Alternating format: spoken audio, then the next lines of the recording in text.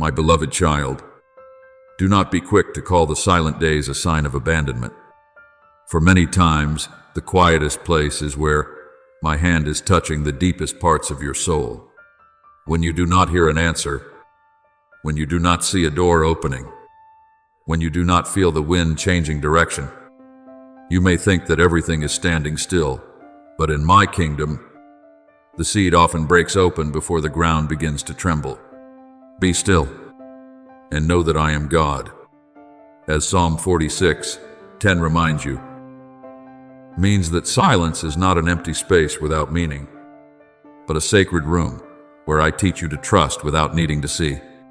There are blessings that, if they came too soon, would overwhelm you.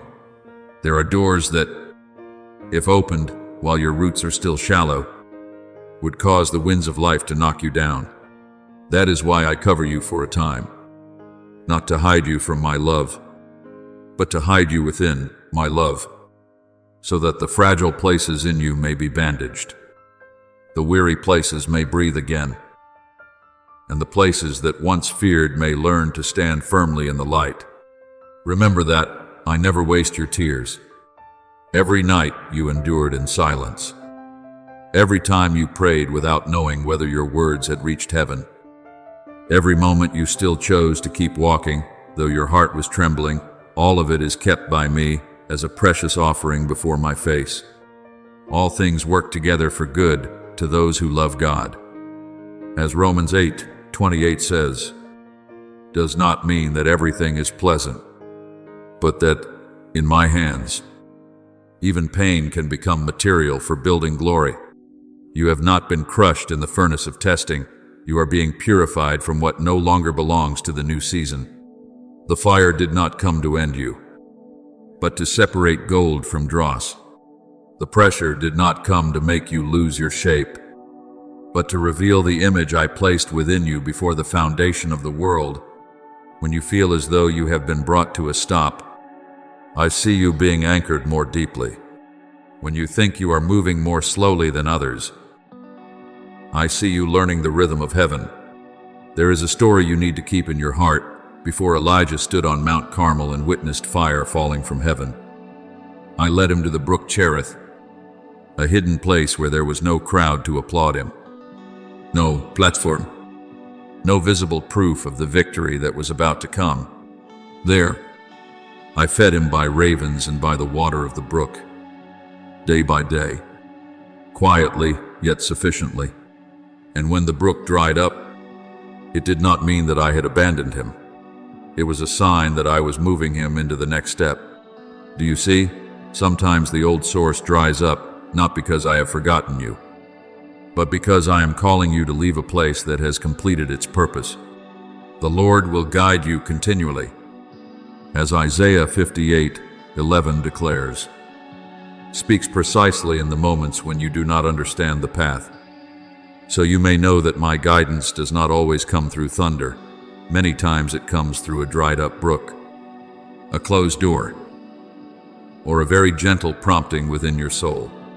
And like Elijah, you are not defined by your hidden place, but by what I am preparing within you when no one is watching.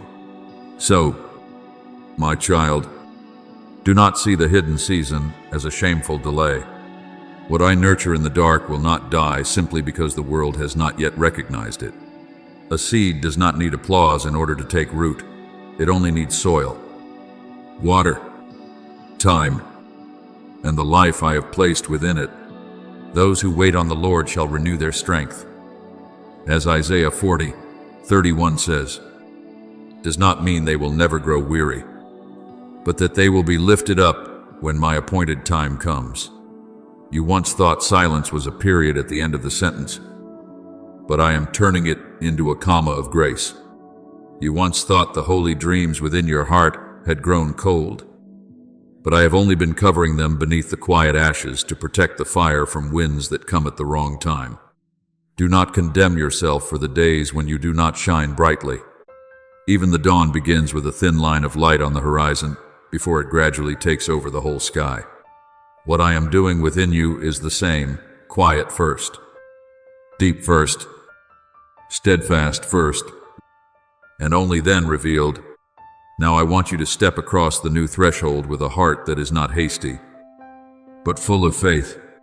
The season that has passed has taught you patience, softened what was hardened, and stripped away from you the need to be seen, praised, and understood immediately. And because of that, you are more ready than you think. He has made everything beautiful in its time. As Ecclesiastes 3:11 says, is not a lullaby to make you sleep, but an assurance that my timing is neither late nor premature. When I open a door, no one can shut it. When I send you forth, no darkness can keep you in the old place. Go with gentleness, because you have been healed. Go with humility, because you have been upheld. Go with courage, because I go before you. The things you thought were lost will be restored by me in a purer way. The things you have never seen will be revealed by me when your heart is quiet enough to receive them. My child, rise in my light, not to prove yourself to the world, but to live fully what I placed within you from the beginning. My beloved child, what I have placed in your heart is not a passing emotion that fades like the morning mist. It is a calling that was sown before you even understood yourself. There were times when you thought you were only a small person in the middle of a vast stream of life. But I see you with different eyes. I see a vessel shaped in my hands, a lamp filled with oil, a heart that has gone through tears in order to know how to show mercy to those who are weeping.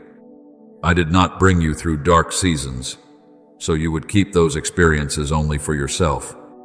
I heal you so that through you, others may also recognize that hope still remains.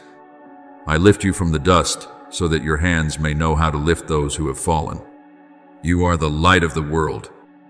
As Matthew 5:14 says, is not a compliment meant to make you proud, but a reminder that the light within you was not born to remain hidden forever beneath fear. Step out, not because you are perfect, but because I, the perfect one, I am with you. Do not wait until the day you no longer tremble before you obey, because true faith often begins in the very moment when your knees are still weak. Yet your heart still says, Father, I belong to you. I am not looking for vessels that believe they are sufficient in themselves. I am looking for vessels willing to open so that I may fill them. You once thought weakness was the reason you could not be used. But I said to Paul, my grace is sufficient for you, for my power is made perfect in weakness. As 2 Corinthians 12:9 says, so do not be ashamed of the cracks that once caused you pain. Through those very cracks, my light can shine out more gently, more truthfully, and more closely to souls that are exhausted. When you do not know what to say, let your heart become still. I will place the right words upon your lips at the right time. When you do not know where to go, take one step in peace. I will open the way beneath your feet. There was a man named Ananias in Damascus. He was not a king, not a prophet renowned in the public square, nor someone often spoken of by the crowds. He was only a quiet disciple. But when I called him to meet Saul, the one who had persecuted the church, he trembled because the memory of my people was still full of wounds. Even so, when I said that Saul was my chosen instrument, Ananias went. He laid his hands on the man many wanted to avoid, called him Brother Saul. And from that small act of obedience, Saul's eyes were opened, and Paul became the one who carried the gospel to many nations. Do you see? One quiet step of obedience can open an eternal stream. Do not look down on what I ask you to do just because it is not loud. Many great doors in my kingdom are opened by very humble hands. But when you are sent forth, keep your heart pure before me. Do not let applause make you forget the one who lit the light within you.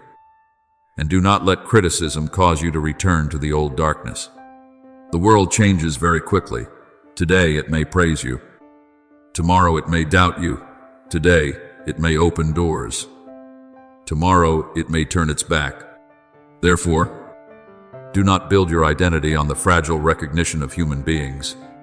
Whatever you do, work at it with all your heart, as working for the Lord, not for men. As Colossians 3:23 says, "We will keep you from pride when you succeed, and from bitterness when you are misunderstood. If you serve in order to be seen, you will grow weary when you are overlooked. But if you serve because you love me, even in a place where no one knows, your heart will still be nourished by my presence. I do not promise that the path of being sent will always feel soft beneath your feet. You may encounter eyes that do not understand, doors that do not open, and words that wound your heart. But my beloved child, I never send you into a place where my grace has not gone before you. Have I not commanded you? Be strong and courageous. Do not be afraid, for the Lord your God will be with you wherever you go." As Joshua 1:9 says, "Is the word I place like a staff in your hand and a lamp before your path. When you are weary, I will be your renewed strength. When you are discouraged, I will be the whisper that lifts you up again. When you feel small, remember that my plan has never depended on your size, but on my presence within you. Therefore, walk in humility, but do not walk in fear.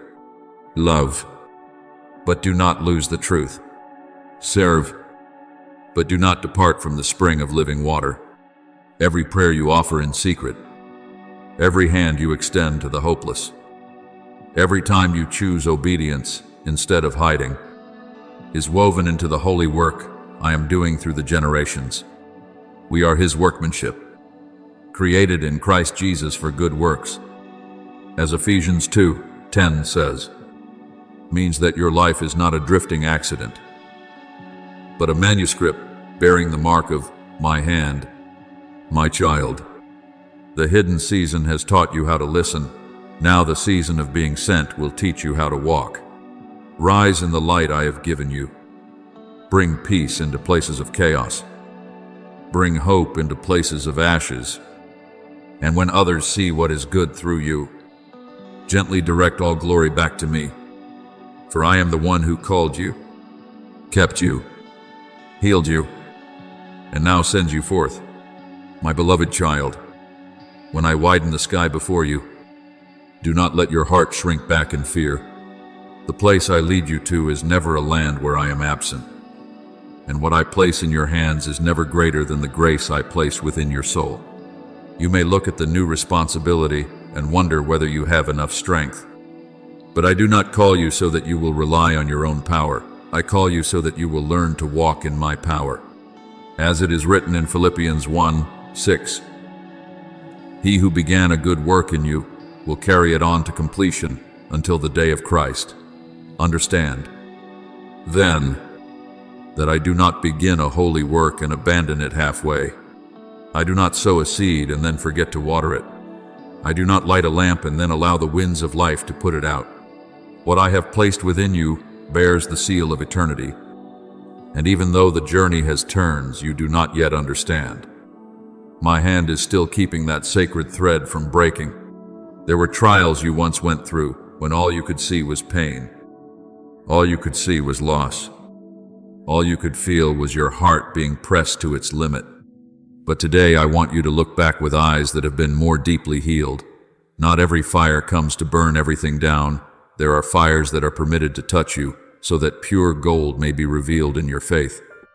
Your faith, more precious than gold that perishes, though tested by fire. As 1 Peter 1:7 reminds you, means that the true value of the soul is not always revealed in peaceful days, but often shines forth when everything around it is shaking. I do not delight in seeing you suffer, but I know how to turn pain into depth, tears into tenderness, and seasons of pressure into the new wine of grace. The false things within you fell away not to leave you empty, but so that those places could be filled with humility, trust, and a pure love for me. Remember Jabez, a man whose name was tied to pain, as though the past had tried to place a seal upon his identity.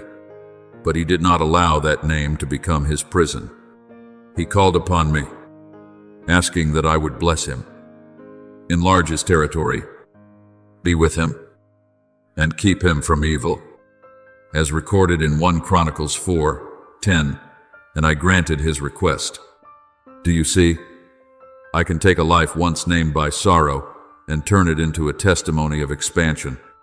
When I enlarge your borders, it is not only about adding more work, more responsibility, or more places for you to step into. It is me expanding the capacity within you, so that your heart may know how to love more deeply, believe more strongly, endure more steadfastly, and carry my presence into territories where you once thought you did not have enough courage to set foot. Therefore, do not ask for a smaller life merely so you can feel safe. Ask for a heart large enough to receive what I am doing. In this season, what matters is not that you can control every detail, but that you can keep your peace while you have not yet seen the whole picture. The past has been placed beneath the blood of my grace.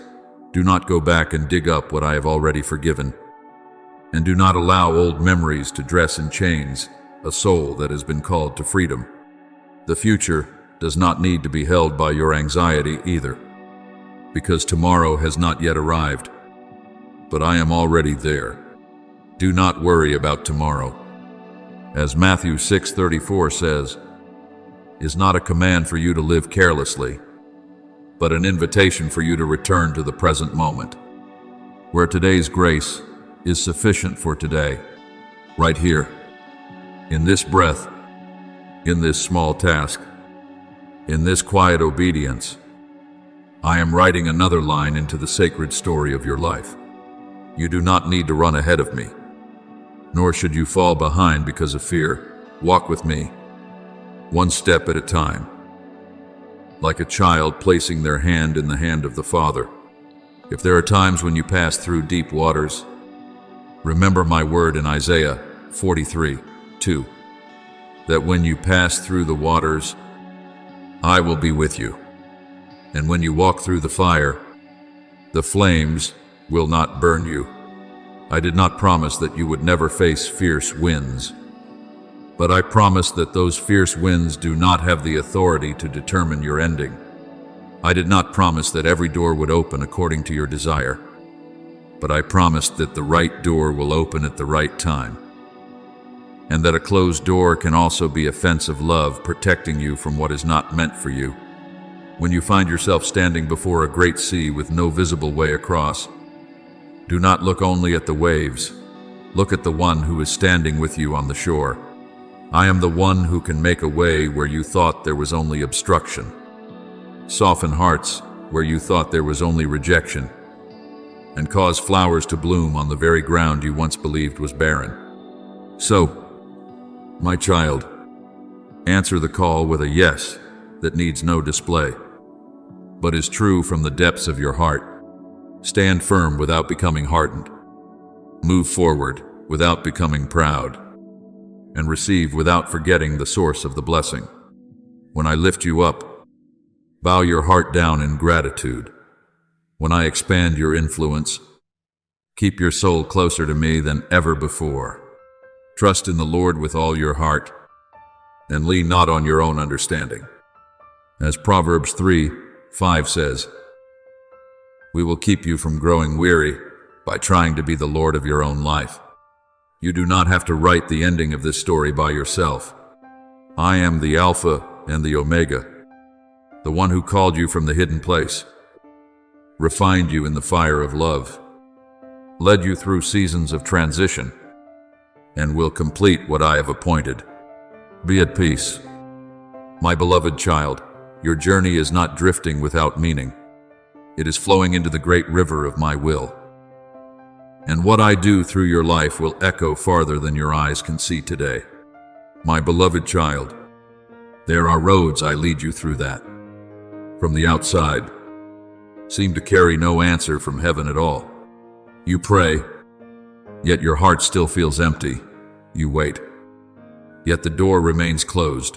You wake up on an ordinary morning, yet your chest feels heavy, as though covered by clouds.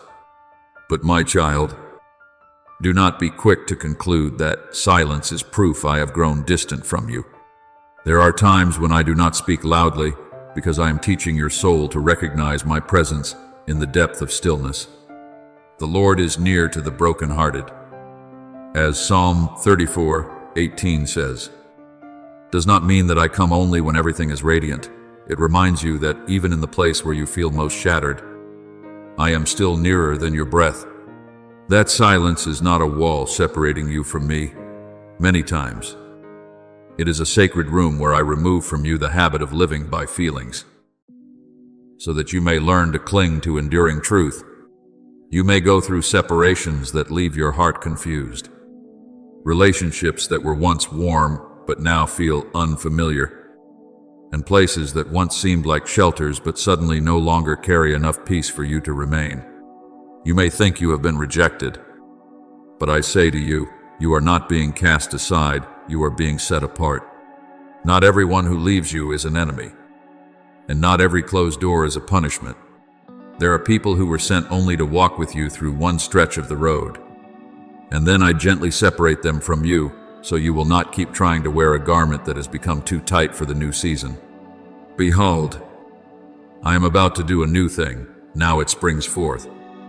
Do you not perceive it? As Isaiah 43:19 says, is the word I placed before your eyes, so that you may understand that the new thing cannot always be born inside the old vessel. If you keep holding tightly to what has already fulfilled its purpose, your hands will not be open enough to receive what I am preparing.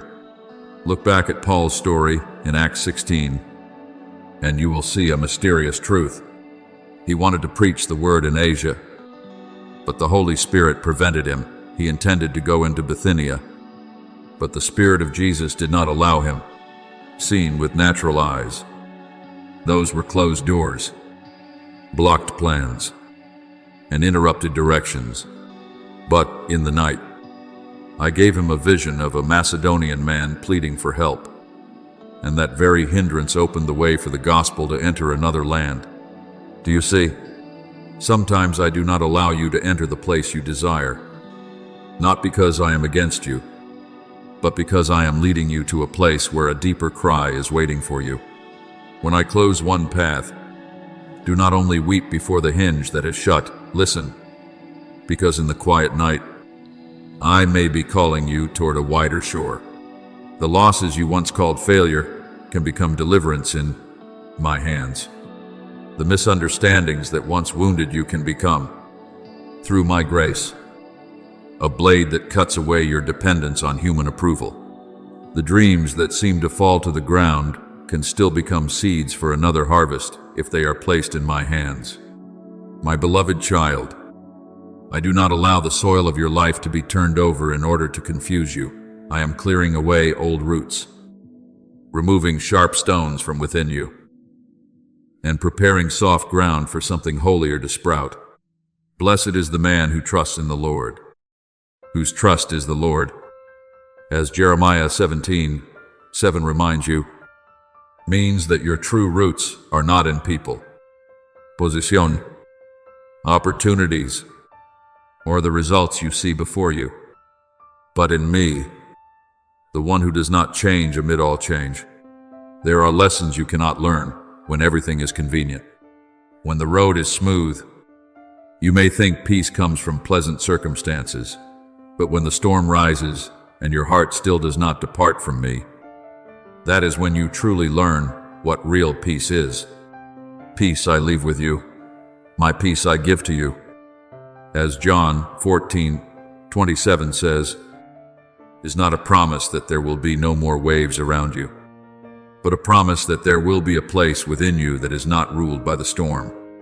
You will mature as you learn to trust, even when you do not understand everything, to keep walking even when you do not yet see the result, and to know that you belong to me even when no one confirms it. Faith is not a flame of emotion that flares up and then fades. Faith is the anchoring of the soul in my faithful nature, even when the sky has not yet changed color. Therefore, when you stand at a crossroads and everything familiar seems to slip from your hands, do not panic. Outwardly, you may see brokenness, but inwardly, I am forming a more steadfast person. The noise around you may make you feel as though you are losing, but I am measuring your growth by something deeper. Whether you can still keep a tender heart, still pray when there is no answer, still choose forgiveness when you are misunderstood, and still keep peace when you cannot control everything. Suffering produces perseverance, character, and character. Hope, as Romans 5:3-4 says, is the quiet path I use to shape souls of weight and substance. You are not forgotten in this season. You are being deepened. Your value is not diminished because you have to wait.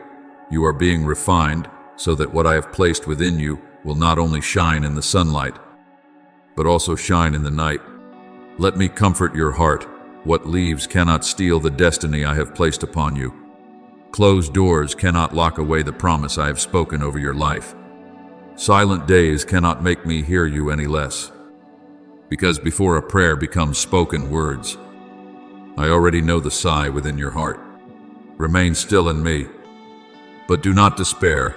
Release the old, but do not lose hope. Cry if you need to, but do not call your tears the ending.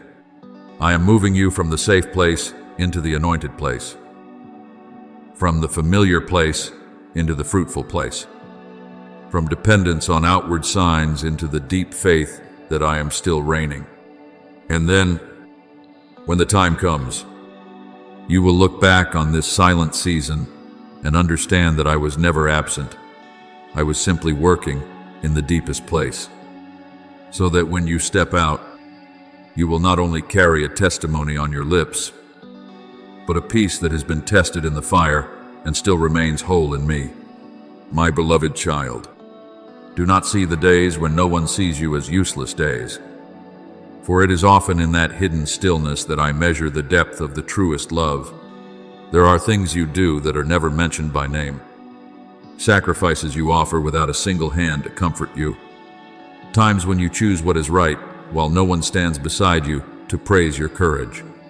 But my child, my eyes do not sleep, my heart does not forget, and heaven does not overlook even one drop of your quiet faithfulness.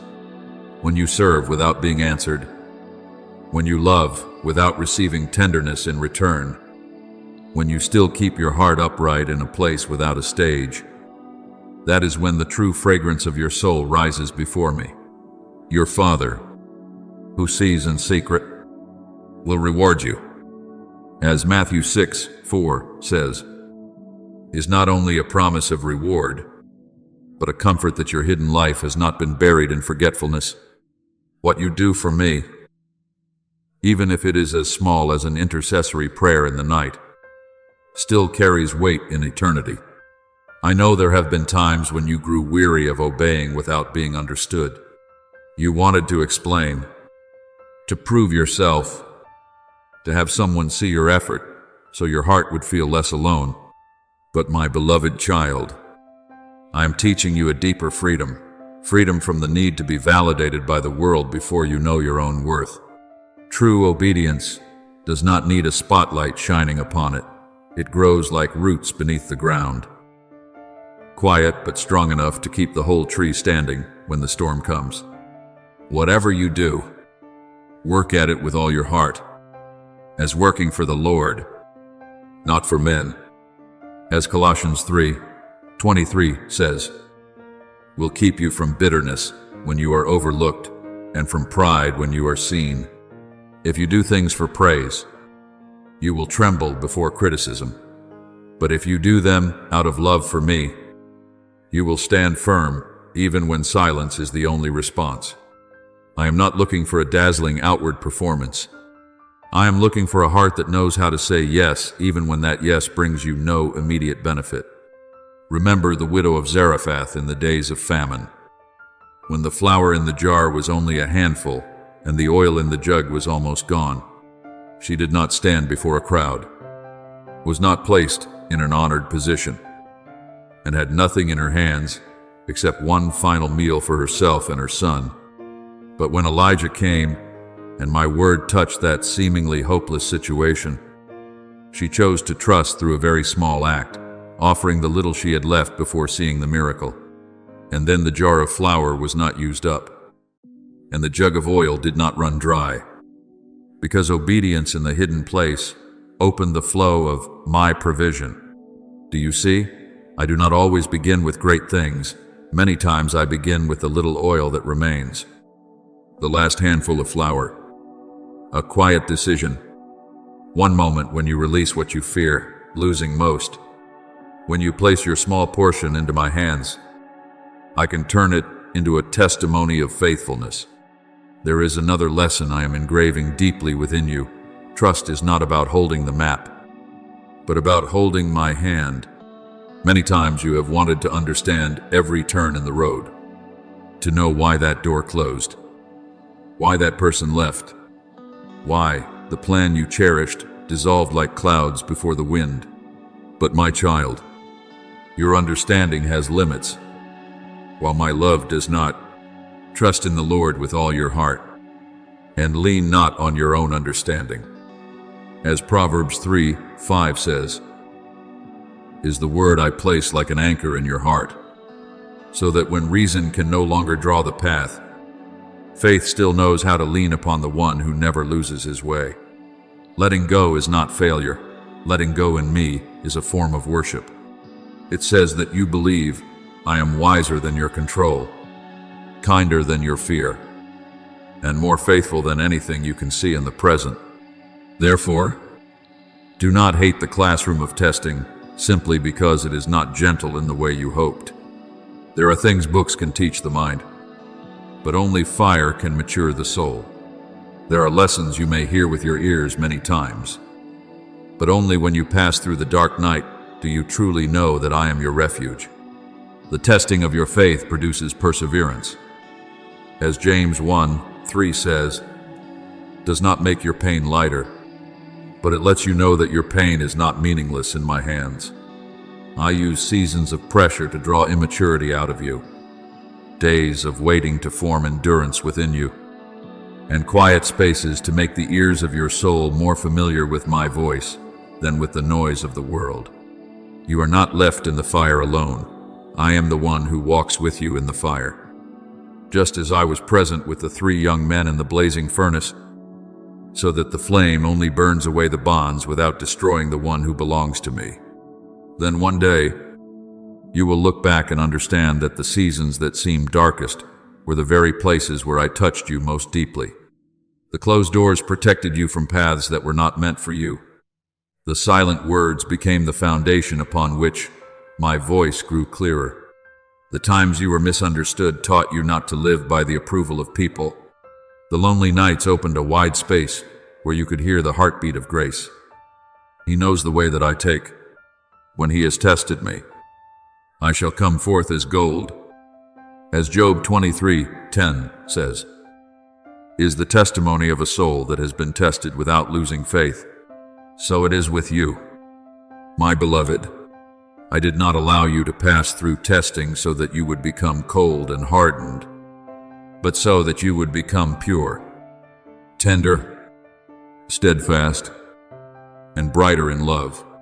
Receive this season with peaceful trust, not because everything is pleasant, but because I am present in everything you do not understand. Every tear of yours is kept by me. Every sigh is heard by me, and every minute of waiting is woven by me into the holy work I am completing within you. Testing is not the rod of rejection, but the hand of love reshaping your inner being.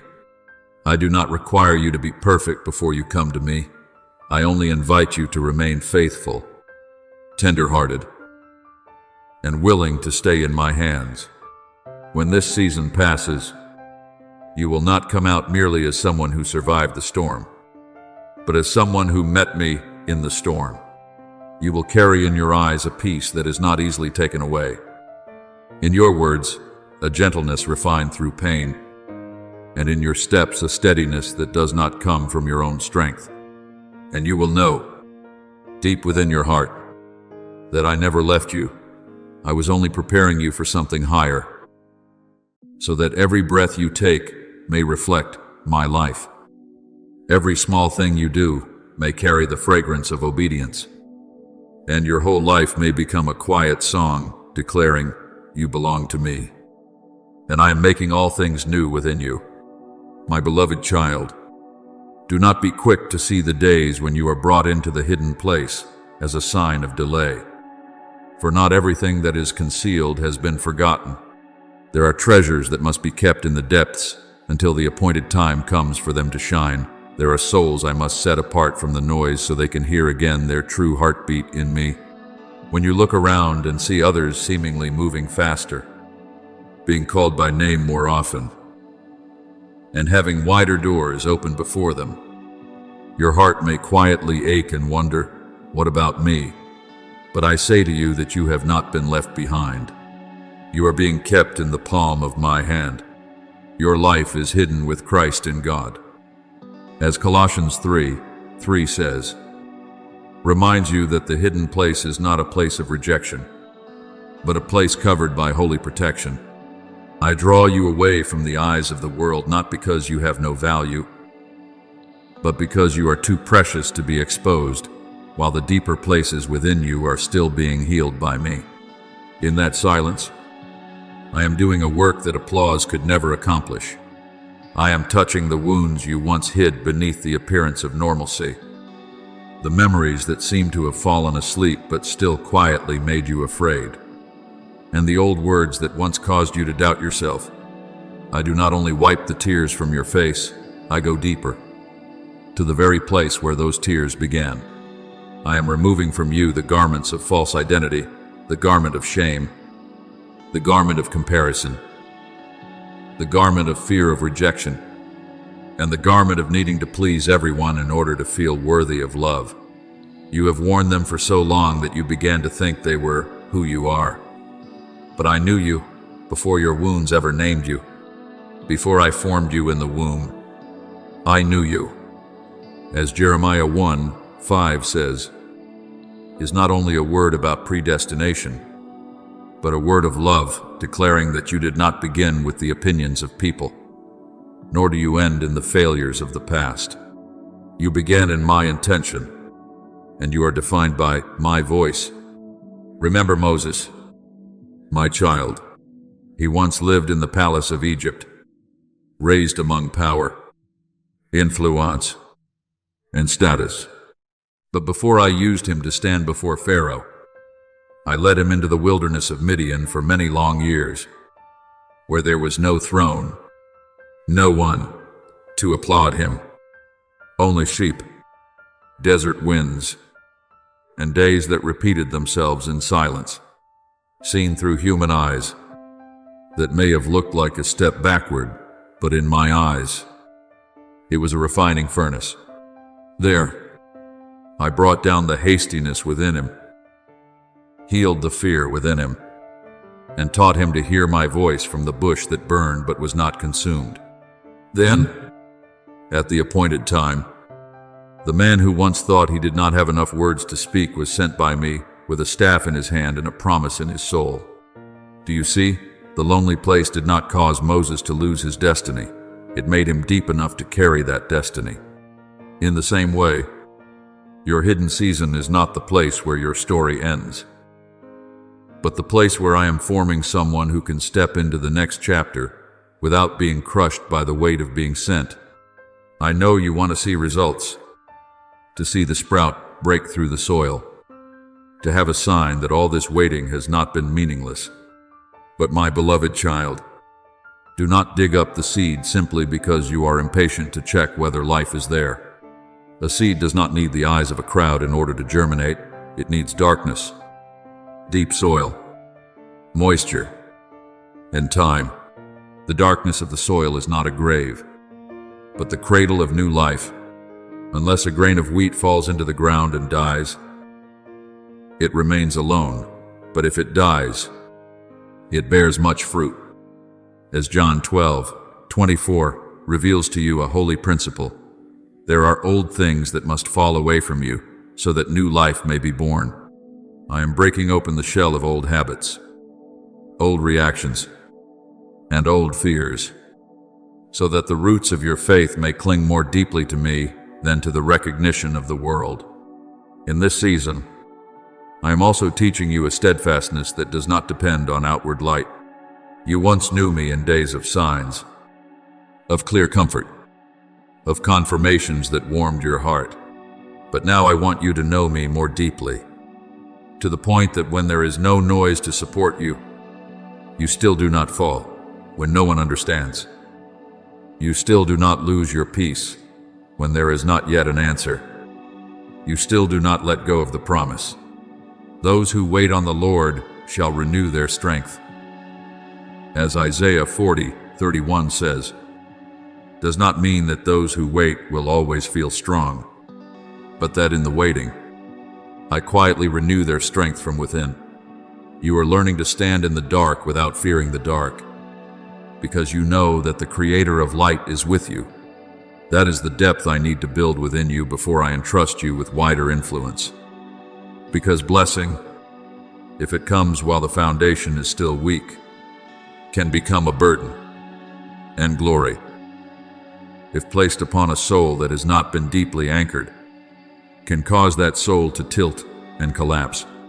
Therefore, do not see patience as punishment. Patience is the room where I teach you to mature. I am shaping within you faithfulness when no one sees, humility when no one praises, purity when no one gives you an opportunity, and the ability to discern my voice among countless other voices calling out. I do not want you to step out with talent, but without identity, with zeal, but without peace, with gifts, but without surrender. I want that when you are revealed, others will not only see what you do, but sense the one who lives within you. We are His workmanship, created in Christ Jesus for good works. As Ephesians 2:10 says, means that you are not an accidental product of circumstance, but a work of grace whose every line I have carefully formed in the hidden place. There will come a day when you step out of this hidden season, but you will no longer step out as you once were.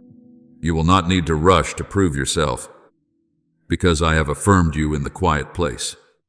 You will no longer tremble before the judgment of people as you once did, because you have learned to see yourself through my eyes. You will speak less, but your words will carry more weight. You will serve more gently, but your presence will carry deeper peace. You will not try to seize the light, because my light will shine on its own through a soul that has been made clean. When I lift you up, it will not merely be your appearance before human eyes, but the revealing of the work I have quietly completed within you. Be at peace. My beloved child, I have never forgotten you in the days when no one called your name. I have never left you in the months and years when you felt as though you were standing still. Every moment that seemed meaningless is being placed by me into the foundation of what is to come. Every time you choose to remain in faith, every time you allow me to heal you instead of hiding yourself, every time you release a false definition of who you are, you are being prepared for a new capacity of grace. What no eye has seen, no ear has heard, and no human heart has imagined, God has prepared for those who love Him. As 1 Corinthians 2:9 says, is the word I place like a dawn before your soul. Let me complete what I am doing. Do not break the sprout too soon. Do not despise the deep soil, and do not fear the darkness of preparation. At the appointed time, I will call you to step out, and the world will not only see a person who has matured, but will see my fingerprints, my breath, my light, and my faithfulness shining through your life.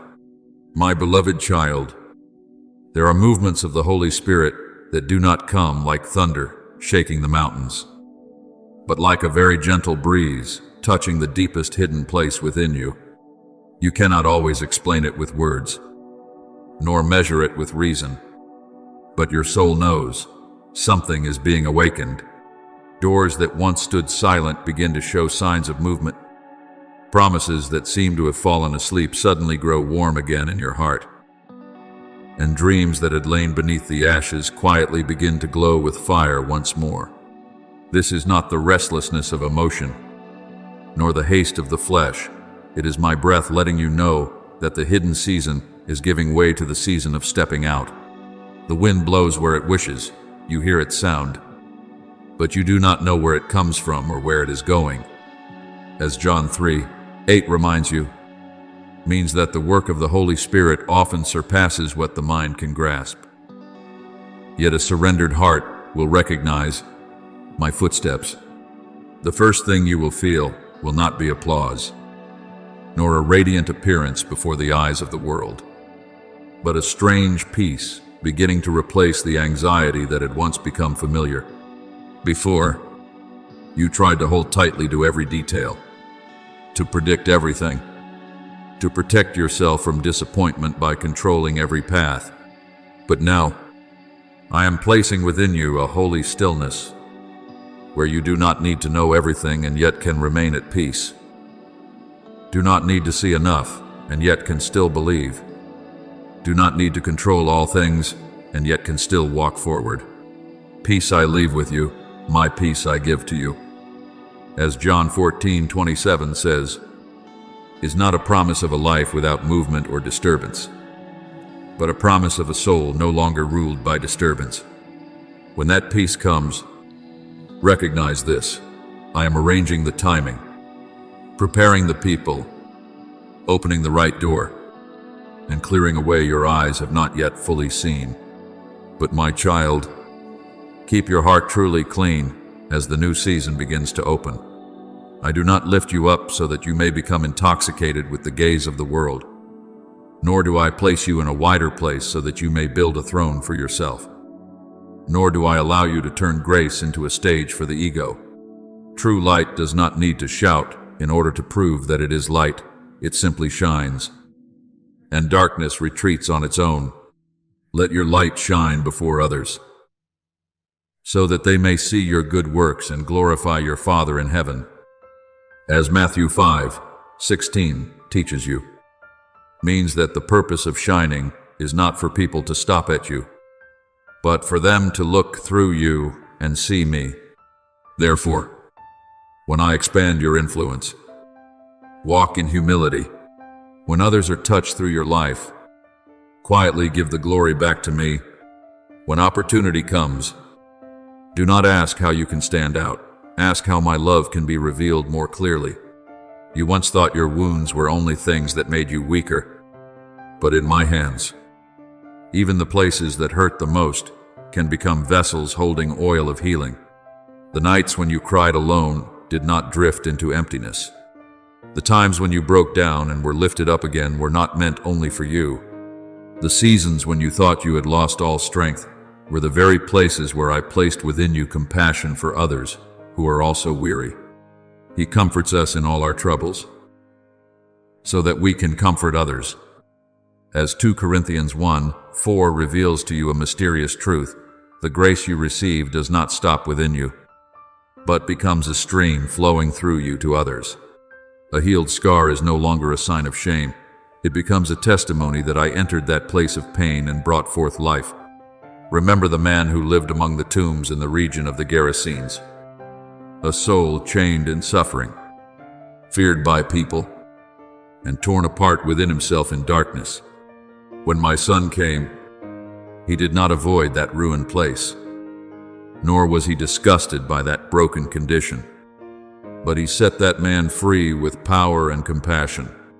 Then, when the man begged to follow him, the Lord did not allow him to follow in the way he had imagined, but said to him to go home and tell his own people what the Lord had done for him and how much mercy he had shown him. As told in Mark 5:19. Do you see? the one who had once been identified by chains was sent forth with a testimony. The place that had been his deepest darkness became the place where light was proclaimed. In the same way, I do not allow your past to become a prison. I turn it into a testimony. I do not allow you to live in bitterness, but I make you someone who knows how to lift others with compassion that has been sanctified. Therefore, do not be afraid when I use the very things you once wanted to hide in order to bring hope to others.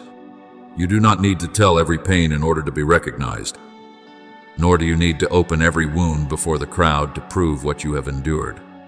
Let the Holy Spirit teach you what should be spoken, when it should be spoken, and with what kind of heart it should be spoken.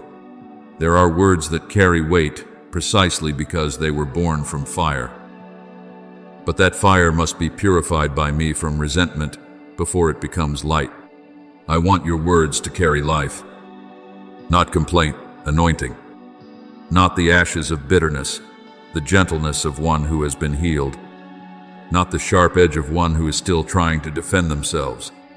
He gives a crown of beauty instead of ashes, the oil of joy instead of mourning. As Isaiah 61:3 says, is what I am doing within you, turning ashes into beauty, wounds into compassion, brokenness into a voice capable of calling others back to hope. When you step out, remember that you do not need to chase the spotlight. If I am within you, my light will find its own way to shine. You do not need to strain yourself to prove your ability, because what changes human hearts is not your performance, but my presence working through a surrendered heart. Walk gently, but do not walk weakly. Be humble, but do not shrink back in fear. Serve, but do not forget to return to the spring of living water. Every step you take in obedience will be guided by me. Every word you speak in love will be breathed upon by me with life. Every hand you extend to the suffering will carry the mark of the one who once lifted you up. So, my beloved child, listen to the deep movement within your soul. It is my voice calling you out of withdrawal, out of doubt, and out of the habit of seeing yourself only as someone who survived pain. You have not merely survived, you are being sent. You have not merely been healed, you are becoming an instrument of healing. You do not merely carry the memory of the fire, you carry a flame that has been refined. Let peace be the sign. Humility be your garment. Love be your motive. And the Holy Spirit be your guide. I go before you. I go with you. And I will work through you in a way that is gentle, yet full of power. When others encounter you, may they not only see your story, but feel my mercy. Not only hear your words, but hear the sound of hope. Not only see a person who has overcome testing, but see my light shining through a soul that was once broken but has now been made new in grace. My beloved child, before I entrust you with greater things, I often bring you back to the smallest things, because there, the true condition of the heart is revealed more clearly than by any declaration. Do not look down on a prayer no one hears, a gentle act no one recognizes, a time when you choose patience instead of retaliation, or a quiet step of obedience in the long night.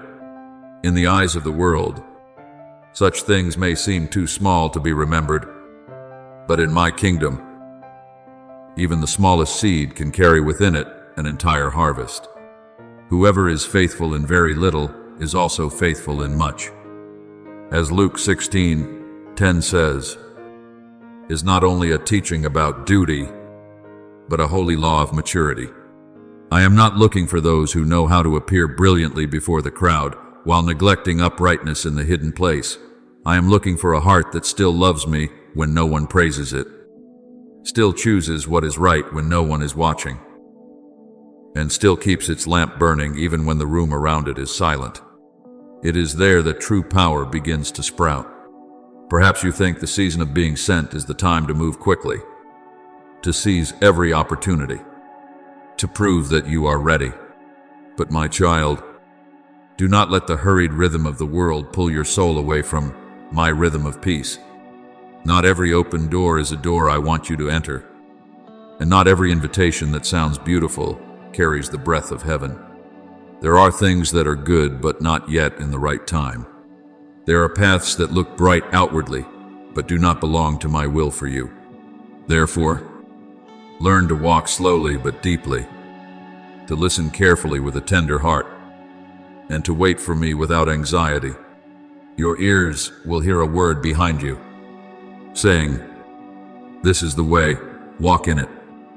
As Isaiah 30:21 says, is the word I place within you to remind you that my guidance often does not compete with the noise, but becomes clear in a soul that knows how to be still. When you walk slowly in the Holy Spirit, you are not falling behind. You are being positioned in the right place, at the right time, under the right grace.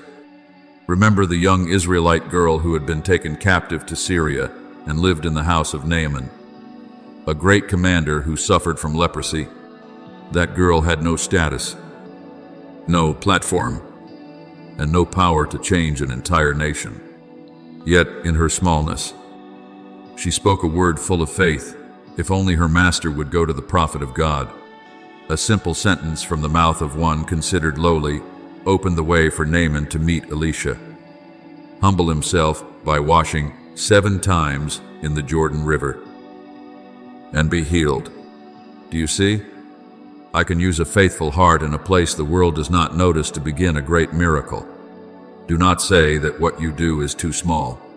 Do not think that your voice is insignificant. When that word is born from faith and placed at the right time in my hands, it can become a key that opens healing for another soul. But when I use you, you must remember who you are before me. You are the vessel, not the source of the oil. You are the lamp, not the flame that exists by itself. You are the branch, not the vine that sustains life. Apart from me, you can do nothing. As John 15:5 says, is not meant to make you feel small in shame, but to keep you safe in the truth. When grace lifts you up, bow your heart lower. When others are touched through your words, do not let your heart secretly build a throne for itself. When praise comes, let it pass through you and rise up to me, because the glory does not belong to the instrument, but to the one who holds that instrument in his hand. Humility does not make you weaker. It makes you steady enough to carry blessing without being led astray by blessing. My beloved child, what I am doing within you is not only so that you may survive seasons of pain, but so that you may become a sign of my mercy among a weary generation.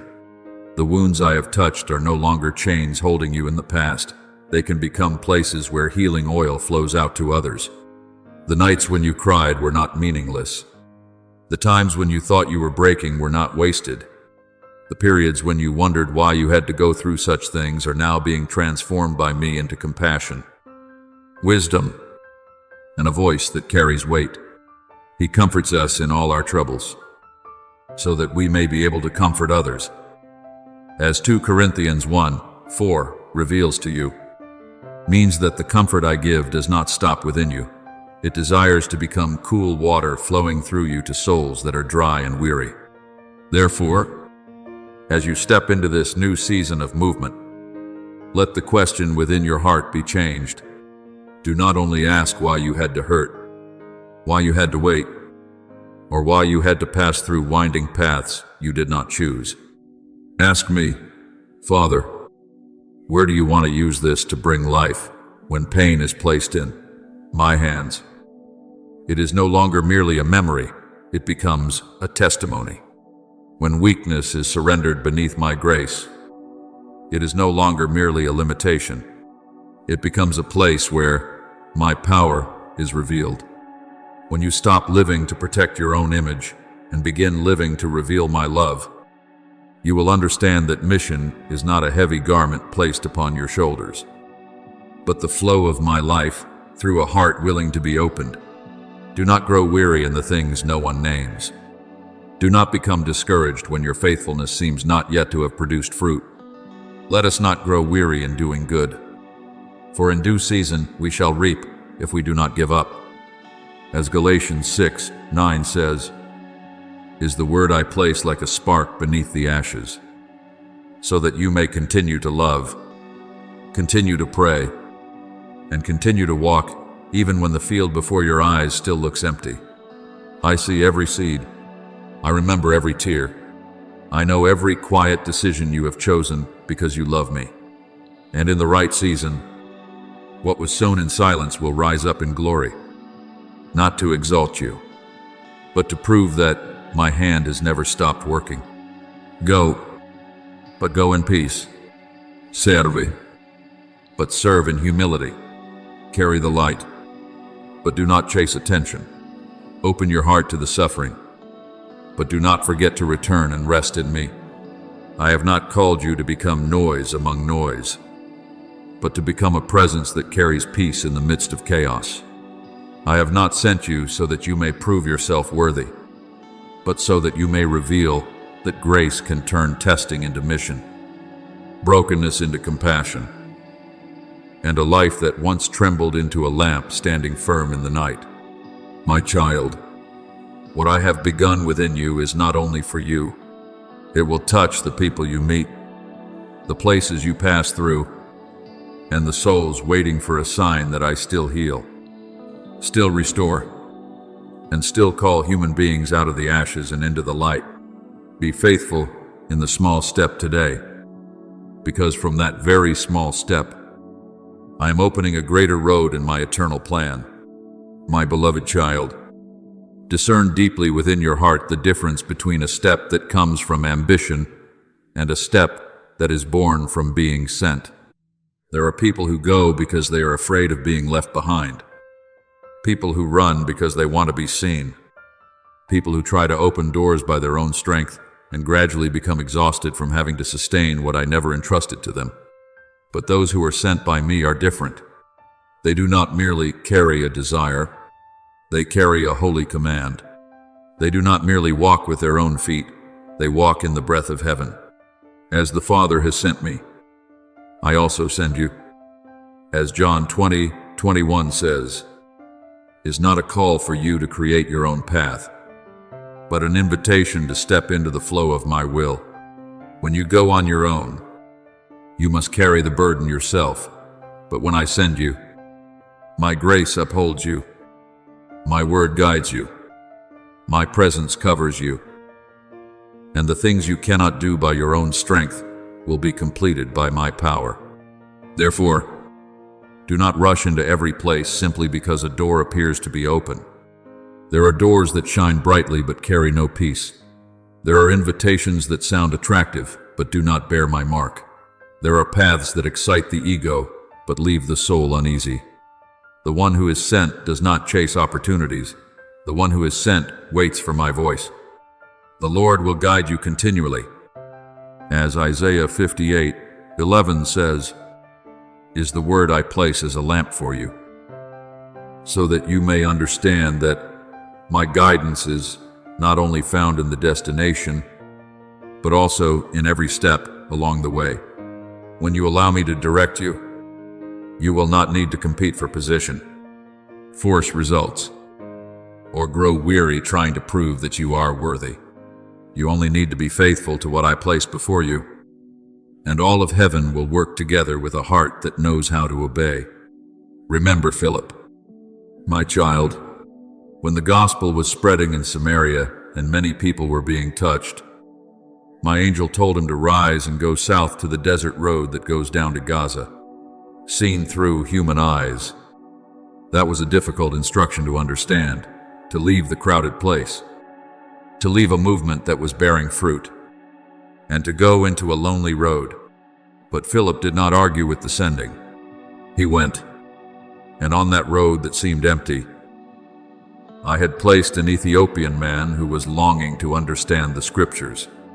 Philip came near, explained Christ to him, and a soul was led into the light. Do you see? The place I send you may not look like the place you thought would bear fruit, But when you go in obedience, even a deserted road becomes the place where heaven has arranged to meet a soul. That is the difference between choosing your own journey and being sent by me. One seeks the crowd, while the other seeks my will. The things you have sown in tears will not remain forever beneath the deep soil. I know every prayer you once whispered when you had no strength left. Every promise you held on to through the long night. Every time you wondered whether the season of waiting would ever end. But my beloved child, my timing is not pressured by anxiety, nor is it delayed because I have forgotten. Those who sow in tears shall reap with shouts of joy.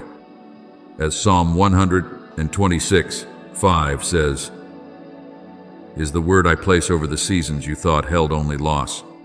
Tears do not ruin the seed. In my hands, tears can water what will rise at the right time. There are promises that need time to form deep roots. Dreams that must be buried through winter so that when they bloom, they no longer carry the scent of the ego, but the fragrance of grace. Do not call yourself delayed simply because you have not yet seen the fullness of what I have spoken. You are not forgotten in the silence. You have been covered in preparation. You have not been pushed aside.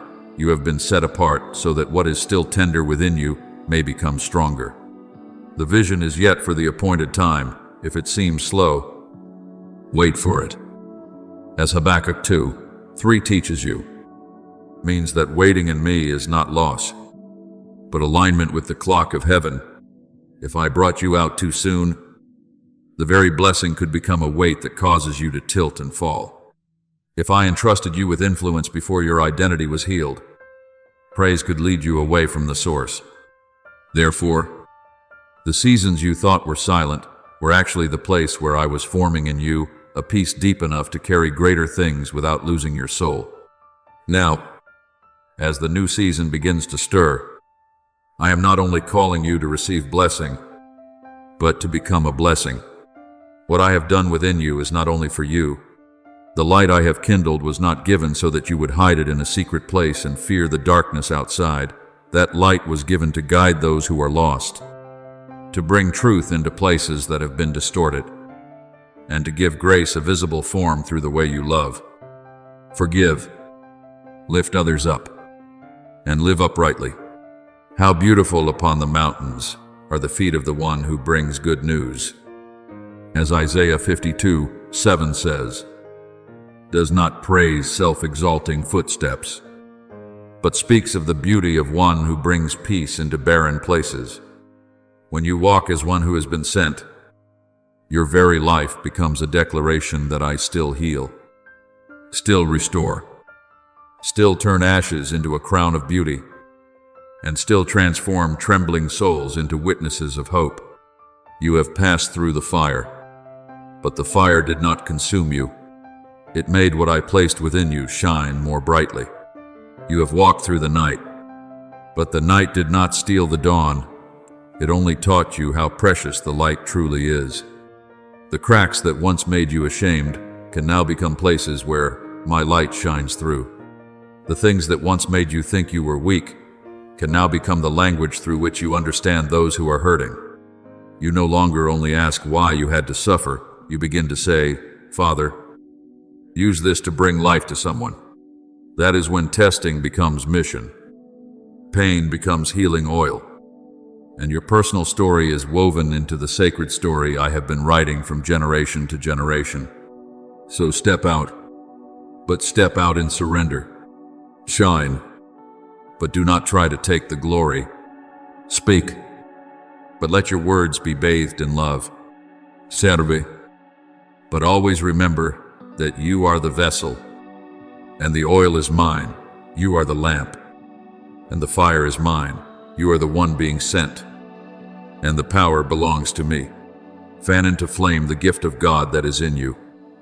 As 2 Timothy 1:6 says, is the word I breathe over your soul today. Do not shrink back because you fear being wounded. Do not hide the light because you fear rejection. And do not return to the old season simply because the new one feels unfamiliar. I am in that new season, I go before you in the encounters, walk with you in the decisions, and stand behind you like a strong fortress. What I have sown, I will cause to bloom. What I have promised, I will complete. And when you live as one who has been sent, the world will not only see a person made stronger after testing, but will see me, the one who has turned tears into harvest, darkness into light, and your life into a torch, carrying the breath of the kingdom of heaven. My beloved child, a stirring has begun in the hidden depths of you, and though you have not yet found the words to name it, your soul still recognizes my footsteps. It does not come like a storm breaking every door open, nor like a trumpet sounding loudly in the middle of a crowd. It comes like a very gentle touch, like the first light slipping through the curtain before dawn fills the room. You thought it was only a strange feeling, an uneasiness whose source you could not understand. But I say to you, it is my invitation knocking on the deepest part of you. Behold, I stand at the door and knock. As Revelation 3:20 says, does not speak only of an outward door, but also of the door within the soul, the place you closed because of weariness, disappointment, and long seasons of living without feeling truly alive.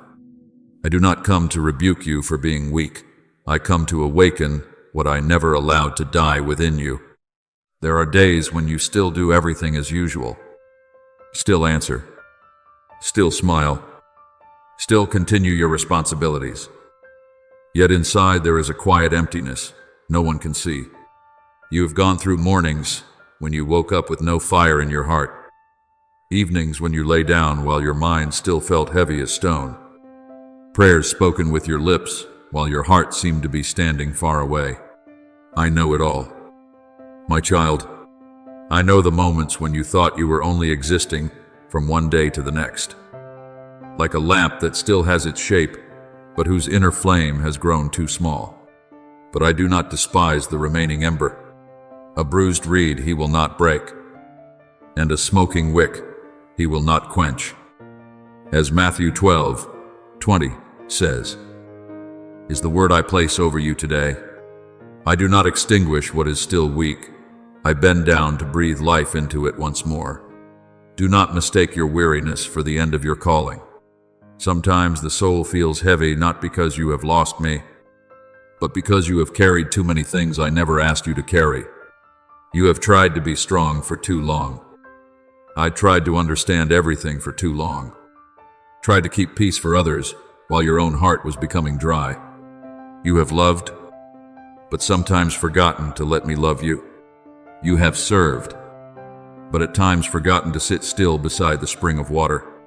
You have listened to too many voices demanding, judging, urging, comparing, until my voice seemed smaller in your awareness. But my voice has never disappeared. My sheep hear my voice, and I know them, and they follow me.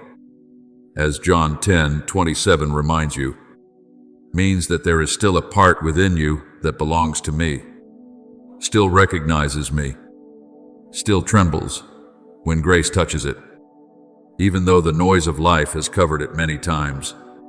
Remember the story of Samuel when he was still a child lying in the temple.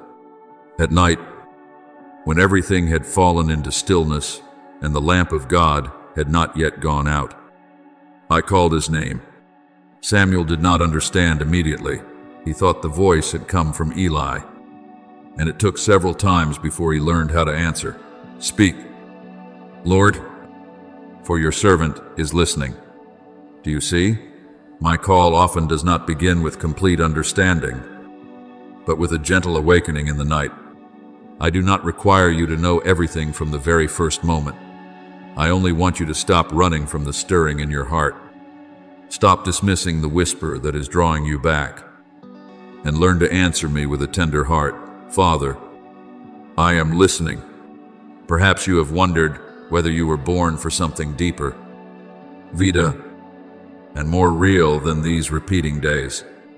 I say to you, yes, But that deeper thing does not begin with you becoming impressive in the eyes of the world. It begins with you awakening before me. The hour has come for you to wake from sleep. As Romans 13:11 says, is a holy bell ringing for your soul. I am not calling you out of ordinary life so that you will despise small things, but so that you will live those small things with a new fire. A familiar task, when done in my presence, will no longer be meaningless. An ordinary day, when handed back to me, can become holy ground. A heart that once grew cold, when touched by me, can become a temple of new life. I have seen you fighting in silence. My beloved child, I have seen you still standing when inside you wanted to collapse. Still praying even when your prayer was only a sigh. Still choosing what is good even when you did not feel strong.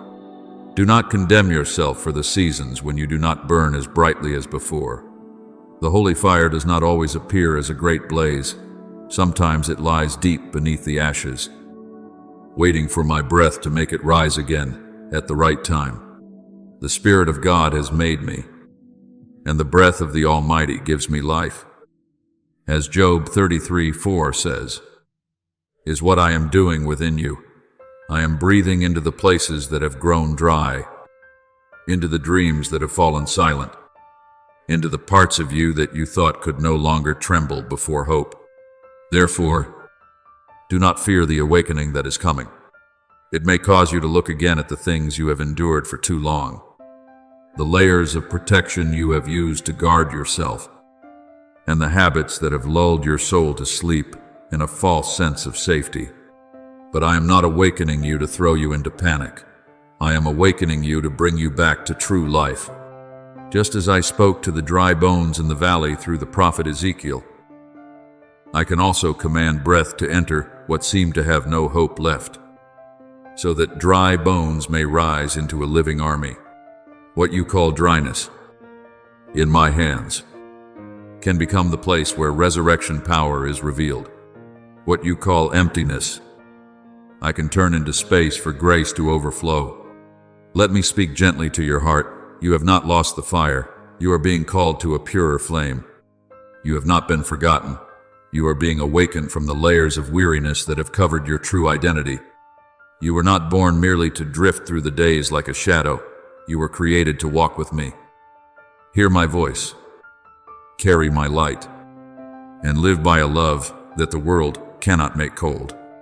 Today, place your hand upon your chest, not to ask in anxiety whether there is still anything more, but to listen to my answer in peace.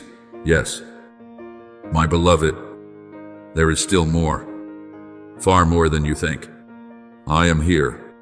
I am the breath stirring within you, the call awakening you, the flame returning in the deepest place of your being. Open your heart, stay awake, and let me light you again. For the season of living as one asleep is closing, and the season of walking as one who is called is beginning. My beloved child, let this word enter you like cool water flowing through land that has been cracked for a long time. You are not loved because you are always strong, nor am I distant from you when you are weak. It is precisely in the hours when you think you have nothing left to offer that I draw nearer, because my love does not wait for you to become perfect before embracing you. When you collapse beneath the weight of long days, I do not stand far away and judge your slow steps. I bend down in compassion, place my hand beneath your arm, and remind you that the weary are not left behind by heaven.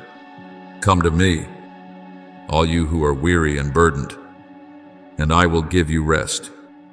As Matthew 11:28 says, is not a call for souls who have made themselves strong enough, but for children who know they need to be carried. You ask me in silence, Father, are you still here? And I answer, not always with thunder, but with a gentle peace, enough to let your heart breathe again, enough to make the deepest part of you know that I have never left. Do not let the noise of the world determine the rhythm of your steps, because your life does not belong to the hurried hands of human beings, but to my eternal will.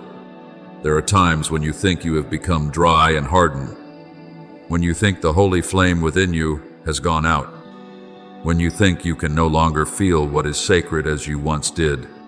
But my child, I see something different.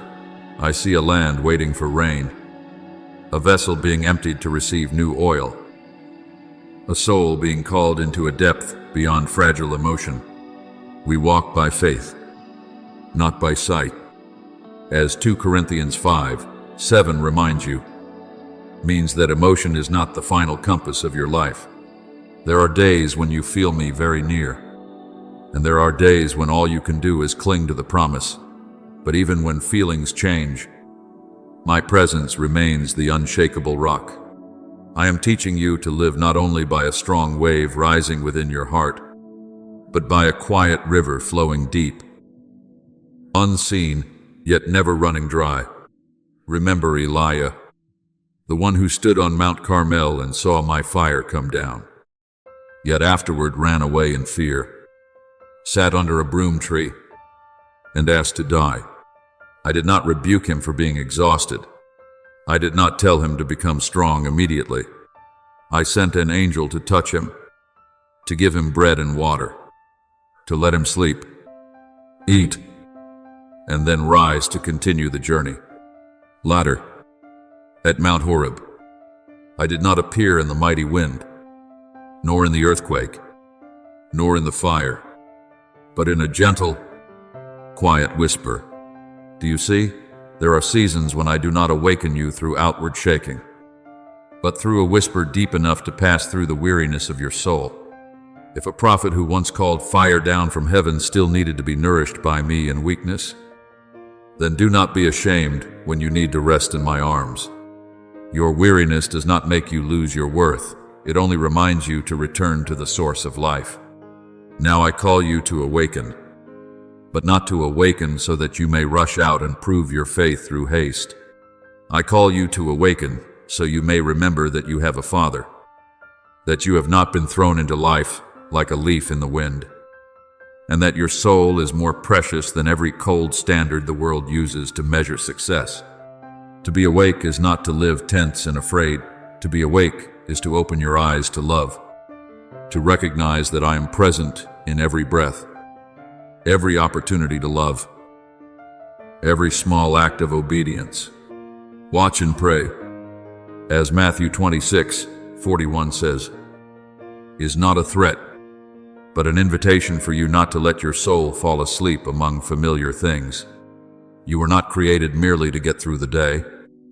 Finish your responsibilities and let your heart turn to stone.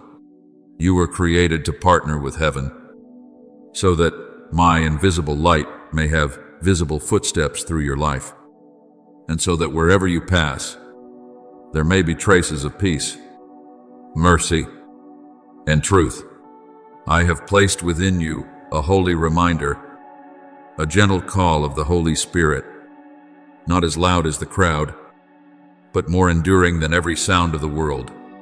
The Comforter does not force you by fear, but gently touches your heart when you stray, makes you uneasy before what does not belong to life, and draws you back before your heart grows completely cold.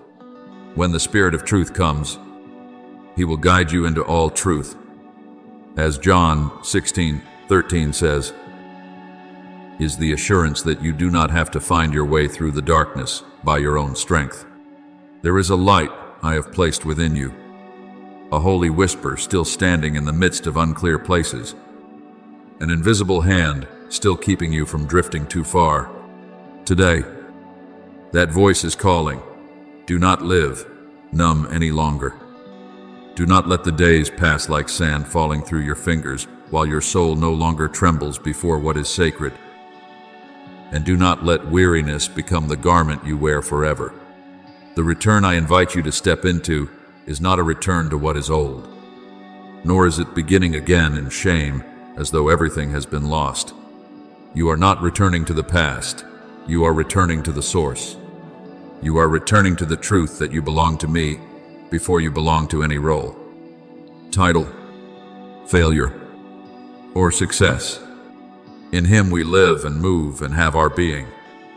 As Acts 17:28 reminds you, means that your true life does not begin with the effort to build yourself up, but with being anchored again in me. When you remember that you belong to me, darkness loses the right to name you.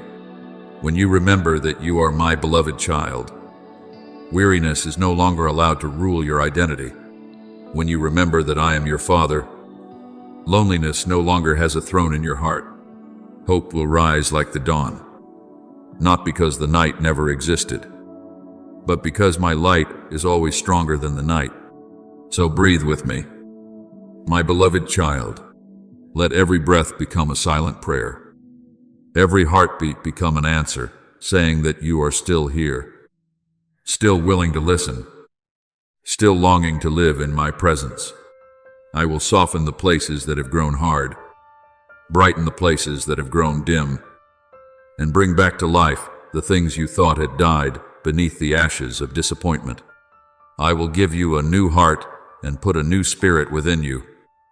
As Ezekiel 36:26 says, is what I am doing, not merely repairing the outside, but renewing the deepest hidden place. This journey does not begin with your own strength, but with my breath within you. You are not only called to exist, you are called to awaken. You are not only called to keep walking, you are called to walk with me. And I, the one who has loved you in your weakness, will go with you through every breath, every day, every season, until the light I placed within you burns again like a lamp no longer afraid of the dark. My beloved child, there are days when you still walk through life as though everything is fine, still complete what must be done, still smile when others ask about you, still say that you are okay. But I hear the very small sound of weariness in the deepest corner of your heart. I know you are tired of appearing strong, tired of carrying things that cannot be spoken, tired of merely getting through the days while your soul quietly thirsts for a holier stream than anything the world can give. I do not blame you for those empty places. I do not stand before you as one who merely counts your mistakes, but as a father bending down beside a child who has wandered from the source of life without even realizing it. Come to me, all you who are weary and burdened, and I will give you rest. As Matthew 11:28 says, is not a call for those who are already completely steady, but for souls who know they need to be carried. You do not need to prove that you are still okay. You only need to return to me, where true life begins to flow again. I call you to return, but not to return to a cold, the dry religious shell where the lips speak holy words while the heart remains distant. I call you back to the spring of living water, where silence is no longer a frightening emptiness, but a room filled with presence, where you do not have to strain yourself to have faith, because I am upholding the weakest part of you, where even every breath can become a prayer. Whoever believes in me, rivers of living water will flow from within them. As John 7:38 says, is what I desire to restore in you. For too long, you have drunk from waters that still left your soul thirsty. Recognition, achievement, hurried rhythms of life, and the voices out there telling you that you must do more, attain more, prove more. But I did not create you to dry up in the very things you thought would make you full. I created you to be watered by me. There were times when you thought the call of heaven was real, but surely meant for someone stronger, purer, and steadier than you. You thought I only chose those who did not tremble, did not doubt, and did not carry cracks within their hearts. But my child, I am not looking for vessels that believe they are already full. I am looking for vessels willing to open their mouths so that I may pour oil into them. I did not choose you because you are sufficient in yourself, I chose you because I am the one who is sufficient within you, not by might, nor by power, but by my Spirit. As Zechariah 4:9 says, is the word I place like light upon your weakness. True strength is not found in hands that grip everything tightly for fear of losing control, but in hands opened before me, knowing that the roots of their life are not planted in their own strength, but deeply rooted in the faithfulness of the Father. Remember Gideon, my beloved child. When I called him, he was not standing on a mountaintop with the appearance of a hero. He was threshing wheat in a hidden place, hiding from the threat of Midian, his heart full of fear and a sense of smallness. But my angel came to him and called him a mighty man of valor. Do you see? I did not call him according to what he felt about himself. I called him according to what I had placed within him. Then, when I used him to deliver my people, I even reduced the number of his army to only 300 men, so that the victory could not be mistaken as the achievement of human strength. In the same way, I can step into the place where you are hiding, the place where you think you are not enough, and call forth an identity you have forgotten. I am not limited by your fear. I only need a heart that knows how to say, if you go with me, I will step forward. You do not have to fight like a lonely soul thrown into darkness. Do not let the habit of self-protection make you think you must defeat every fear by earthly determination. I do not call you to strain yourself in panic. I call you to stand still in the light. When I am present, darkness loses its place to dwell. When I speak peace, the storm no longer has the right to rule within you. I will never leave you nor forsake you. As Hebrews 13:5 says, is not only a gentle comfort, but a steadfast covenant that remains standing even when your knees are trembling. You do not need to create courage within yourself first before coming to me. Come to me with the truth of your trembling, and you will see that grace is not ashamed to lift a tender heart. There is one thing I want you to hear deeply. Your heart was not created to turn into stone.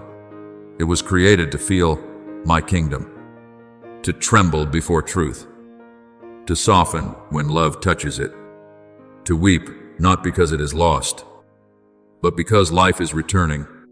The stage you are standing in is not a place of death, even if it feels heavy and unclear. It is a place of transition, the birthing room of the soul, where the old is no longer enough and the new has not yet fully appeared. If anyone is in Christ, he is a new creation. The old has passed away. Behold, all things have become new. As 2 Corinthians 5:17 says, is not merely a beautiful sentence, but the work I am carrying out in your depths. The pressure you feel is not always a sign that you are falling apart. Sometimes it is the sign that new life is pushing through the old soil in order to rise. I am plowing the soil of your heart again, not to cause you needless pain, but so that the seed that has been sleeping may have room to breathe. I am moistening the dry places, softening the hardened regions, and bringing light to the corners that had grown dim because of disappointment. You think you are moving backward, but in my eyes, you are being drawn deeper so that the roots of your faith may hold more firmly. One day, the fire within you will not only flare up because of a strong passing emotion, it will burn from a nature that has been renewed. You will not love me only when your heart overflows, when music moves you, or when circumstances are favorable. You will love me like breathing, quietly, honestly, and steadfastly. I will give you a new heart and put a new spirit within you. As Ezekiel 36:26 says, is the word I am breathing into you today. Return, my beloved child, not to shame, but to the source. I am here, and I will teach your heart to live again. My beloved child, rise first, not with your feet, but from the deepest place of your soul. I have not come merely to soothe your pain for a moment and then leave you to continue living with your head bowed beneath the old shadow. I have come to restore within you the holy dignity I placed in you before you even knew how to name yourself. You do not have to manufacture strength by a weary will. You only need to remember that the source of that strength does not begin with you, but with me. The Lord is my strength and my shield. My heart trusts in him. As Psalm 28:7 reminds you, means that true strength is not the roar of a heart that knows no fear, but the steadiness of a soul that knows it is being kept. When I am within you, darkness no longer has the right to write your name. Fear no longer has the right to guide your steps. And every lie that once tried to make you shrink must fall silent before my seal upon your life. I want to correct for you the meaning of life, because the world has taught you for too long that living simply means finishing your responsibilities, getting through another day, keeping pace with the crowd, hiding your exhaustion, and calling that maturity. But my child, life is not meant to be the soul gradually growing cold inside a crowded schedule that lacks my presence. To live is to open your eyes each morning and say to me with a tender heart, Father, I am here. That answer may be very small, unheard by anyone and recognized by no one. But in the heavenly realm, it resounds like a covenant. It is your agreement for me to step into your day, reorder what is tangled, light up what has grown dim, and do what you cannot do by your own strength. In him we live and move and have our being. As Acts 17:28 says, is not a distant idea, but the true breath of your life. You live most deeply when you are in me. There are ordinary things that will become holy when your eyes are opened. A slow step along a familiar road can become a walk with me. A quiet pause in the middle of the day can become a hidden altar where your soul is watered again. A ray of late afternoon sunlight is not only the changing color of the sky, but a reminder that I am still holding the whole universe by tireless faithfulness. A gentle word you give to someone is not merely courtesy, but may become a small vessel of grace, touching a heart that is exhausted. Whatever you do, work at it with all your heart, as working for the Lord.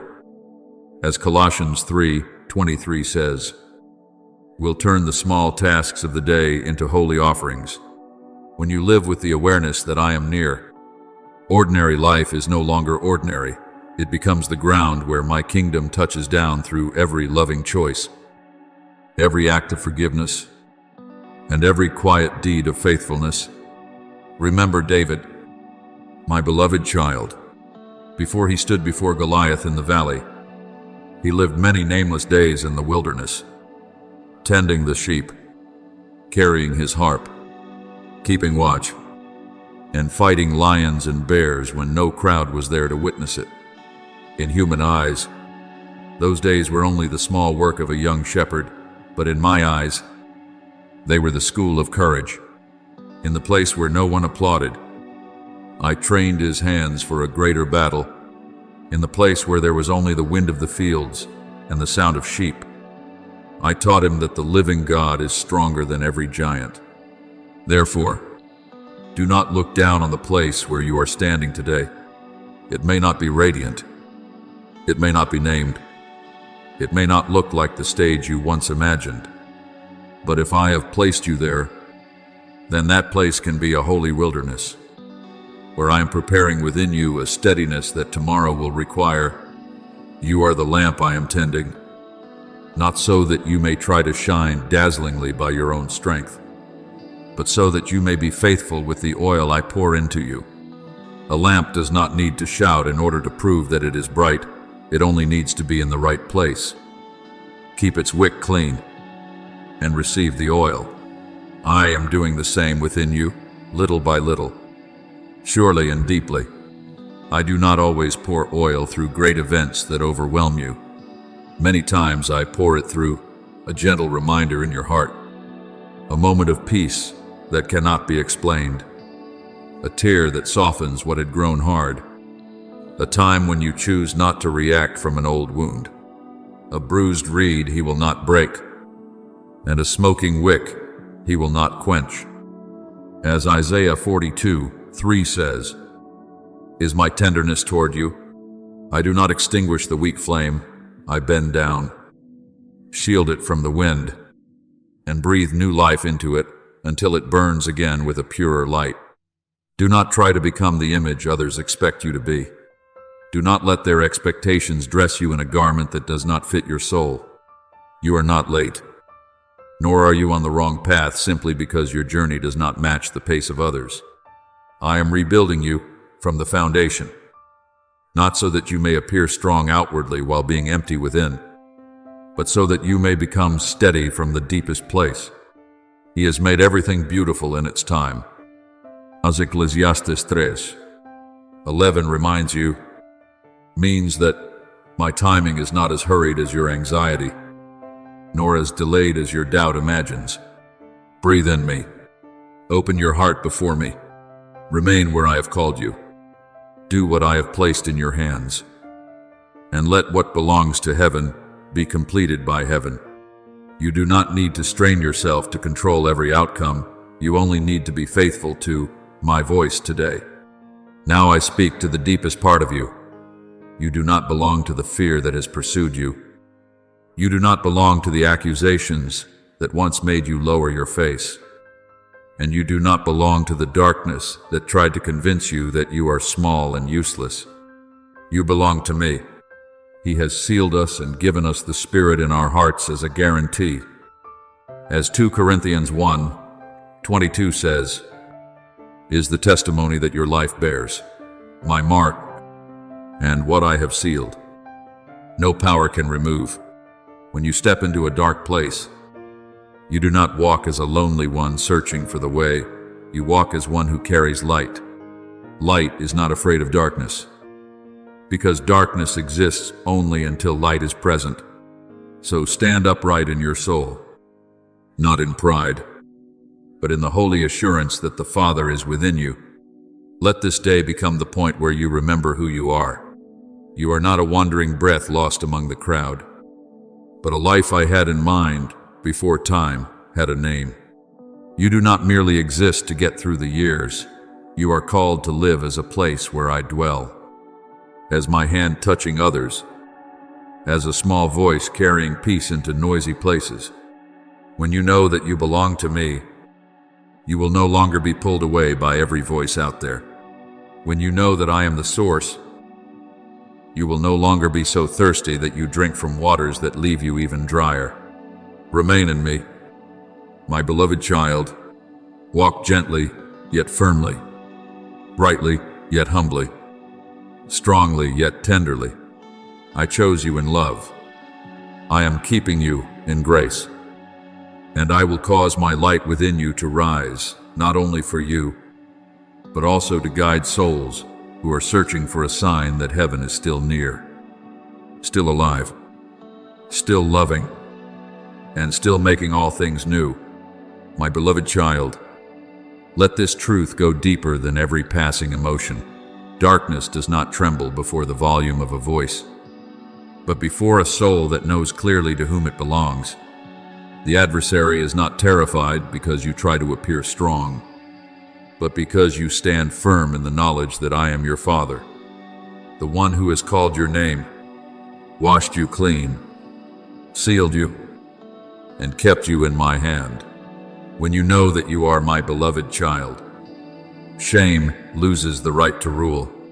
When you know that you have been forgiven, the past no longer has the right to pull your head down. When you know that the blood of grace has covered your life, old failures are no longer allowed to define you. So, if the Son sets you free, you will be free indeed. As John 8:36 says, is not only a word of comfort, but a declaration of kingdom authority. You do not need to feel free first before you believe. Recognize that you have already been made free in me. And that very recognition will raise you to your feet, even while your emotions are still trembling.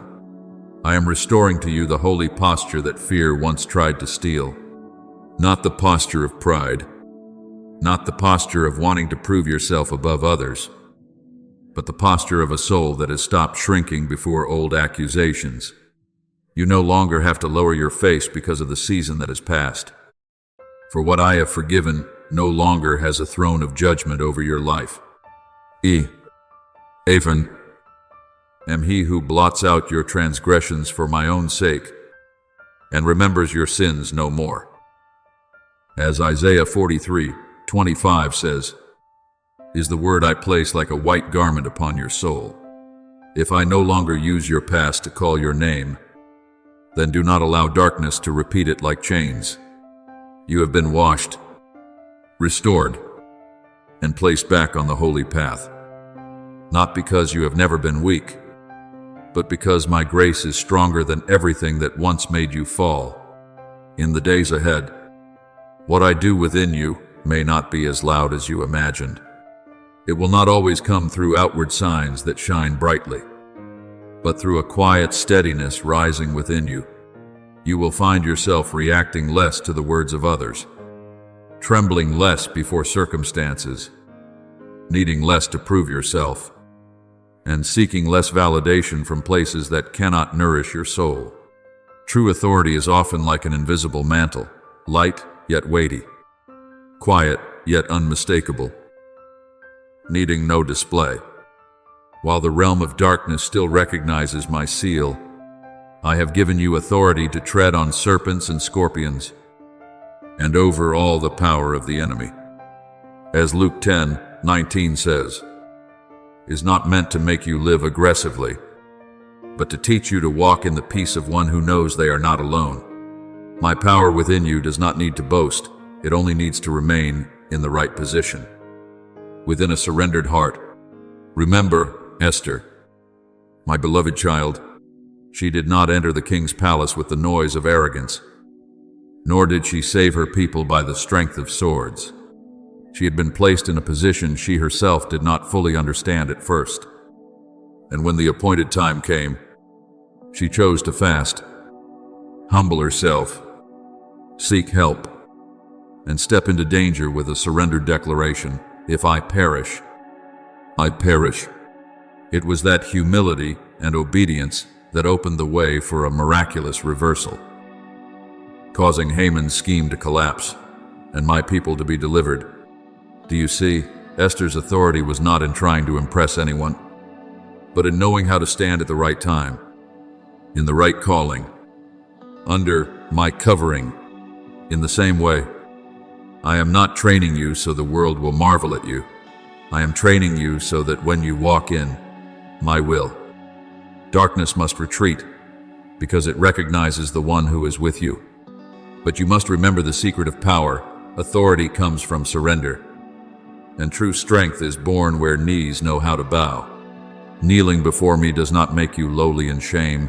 It places you in the right position to receive strength that does not come from the flesh. When you humble yourself under my mighty hand, I lift you above the things that seek to weigh down your soul. Humble yourselves under the mighty hand of God, that he may lift you up in due time. As 1 Peter 5:6 says, is a path opposite to the world but right before heaven. The world tells you to build your own throne. I teach you to kneel, so you may receive a mantle, untouched by the dust of pride. The world tells you to hold tightly to control. I teach you to open your hands, so that my peace may become a fortress around you. Do not despise the season when you feel weak, because many times that is the season when I am removing false armor from you. There are layers of protection you once thought were strength, but in truth, they were only fear dressed in hardness. There were ways you defended yourself, strained yourself, and tried to control everything that helped you survive for a certain part of the road. But they no longer fit the person I am making new within you. I am replacing self-reliance with dependence on me, old reactions with wisdom, tension with peace, and the garment of shame with the armor of truth. Put on the full armor of God. As Ephesians 6:11 says, is not a call for you to live in fear of darkness, but an invitation for you to stand firm in truth, righteousness, faith, salvation, and my word. The armor I give does not harden your heart. It protects you so you can love without being ruled by darkness.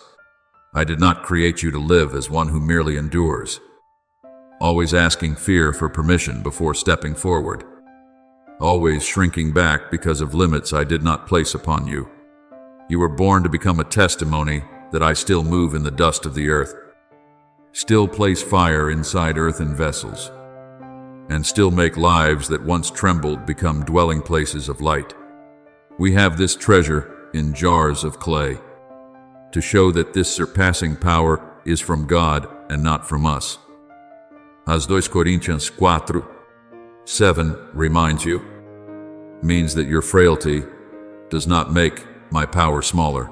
On the contrary, it makes clear that the glory belongs to me. You are not great because you have no limits. You are strong because the one within you has no rival. Therefore, let me change the way you stand in the world. When you walk in obedience, it is not only your feet that are moving. My presence goes with you. When you love those who are difficult to love, the current of heaven touches the earth. When you forgive what you could have held on to as a debt, invisible chains begin to break. When you worship through tears, darkness cannot endure. The light of a soul that still chooses to exalt me in the midst of pain. The one who is in you is greater than the one who is in the world. As 1 John 4:4 says, is the banner I place over your life. Do not stand in fear anymore. My beloved child, stand in knowing you belong to me. You are covered by me. You are sent by me. And where I have placed light, no night can rule forever. My beloved child, there are seasons when you look back and think that inside you there is only a dry land left, with no prayer beautiful enough, no emotion strong enough, and nothing worthy enough to place before me. But my child, I do not despise dry ground. It is often in dry ground that I open the deepest springs. What you call exhaustion, in my hands, can become the beginning of a new stream. What you thought had died, I can still call back to life by my breath of resurrection. I will open rivers on the bare heights and springs in the valleys. I will make the wilderness a pool of water. As Isaiah 41:18 says, is not only a word for the desert outside, but a word I speak into the desert within your heart. I do not need you to be always blazing, always strong, always able to present me with a faith that never trembles. I love you in your truth, even when you only have enough strength to whisper, Father, I am here. Do not think that your weak cry cannot reach my ears. Heaven does not listen only to loud prayers. Heaven also hears the sighs your mouth has not yet been able to form into words. There are tears that fall in silence, yet before me they shine like jewels, because they carry no performance, no garment of pretense, only a heart that truly needs its Father. The Lord is near to the brokenhearted and saves those who are crushed in spirit. As Psalm 34:18 says, is the word I place over the days when you can no longer pretend to be strong. I do not require you to wear a mask of holiness in order to come near to me. I want you to be real, real in your weariness, real in your small hope, real in the weakness that has not yet been fully healed, because it is precisely where you stop hiding that my love can touch the deep places you once closed off. Remember Hagar in the wilderness, my beloved child. She carried Ishmael through the desert. The water in the skin was gone. Human strength was gone as well. And she placed the child under a bush and sat at a distance because she could not bear to watch her son die. She thought everything had reached its end, that only crying and burning heat remained over their fate. But I heard the voice of the child. My angel called to Hagar from heaven, opened her eyes, and she saw a well of water right there in the place she thought held only death and dryness. Do you see? Many times, the water has not been absent from my preparation. Your eyes have simply been too wounded, too weary, too afraid to see it. Do not be afraid, for God has heard the voice of the boy. As Genesis 21:17 says, is also my word to you. I hear the weakest part within you. I see the place where you have sat down in exhaustion. And I can open your eyes to recognize that grace has been nearer than you thought. Now let my peace soak into you, not like a forceful wind, but like healing oil slowly spreading over what has been cracked. Do not rush to measure whether you are better yet. Do not force your heart to recover in a single moment.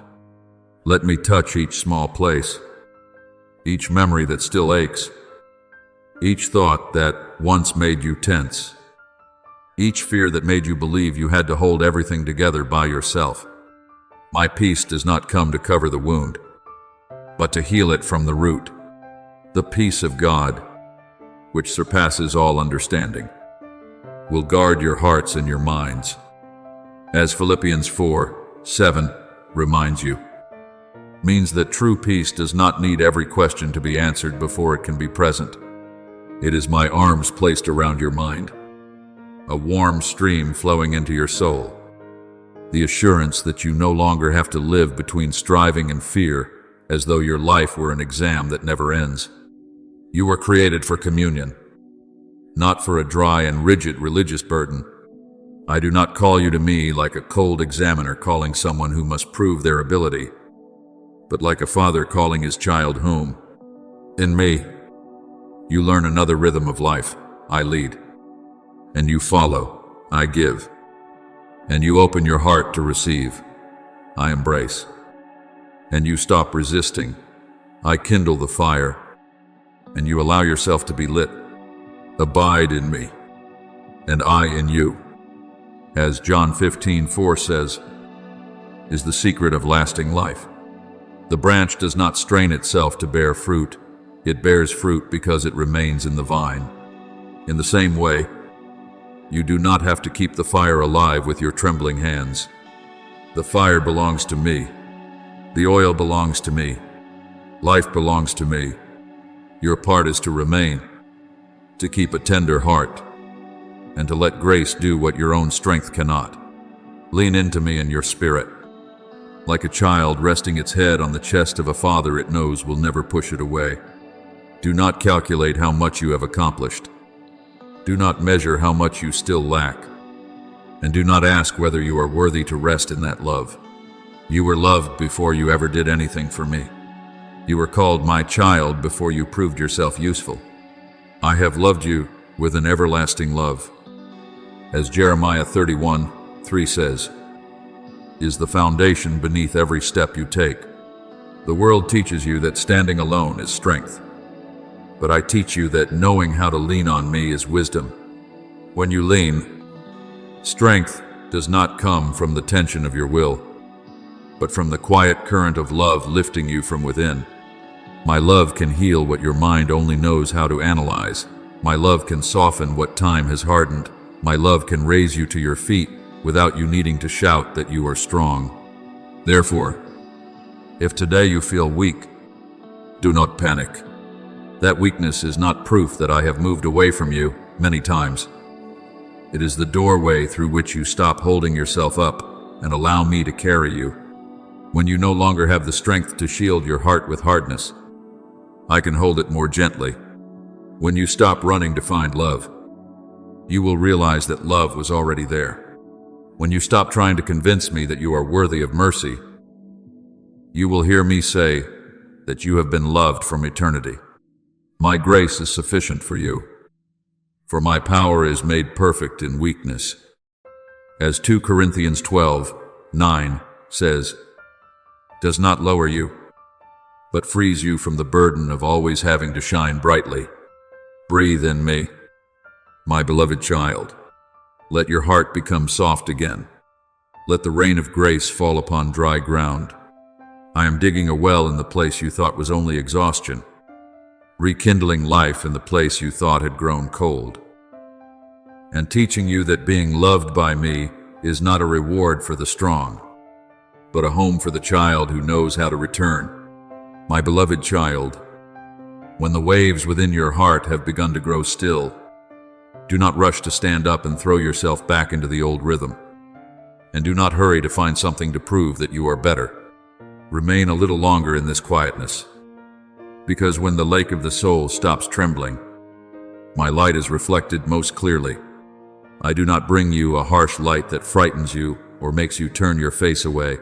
I bring the light of dawn, warm, gentle gold, patient, spreading layer by layer through the dark places that have lived within you for too long. As it is written, God, who said, "Let light shine out of darkness," has shone in our hearts. In 2 Corinthians 4:6, I am doing that very thing within you, not only shining upon the surface, but entering the places you once thought no one could ever touch. You have rested your head upon my heart. Now I gently lift you up, not so that you may run, but so that you may learn to see with eyes that have been healed. Let your spiritual vision open like a flower unfolding beneath the morning sun, without force, without tension, without fear that you are not holy enough to see what I desire to reveal. My light does not come through pressure, it comes through presence. The more you remain in me, the clearer the eyes of your heart become. May the eyes of your heart be enlightened.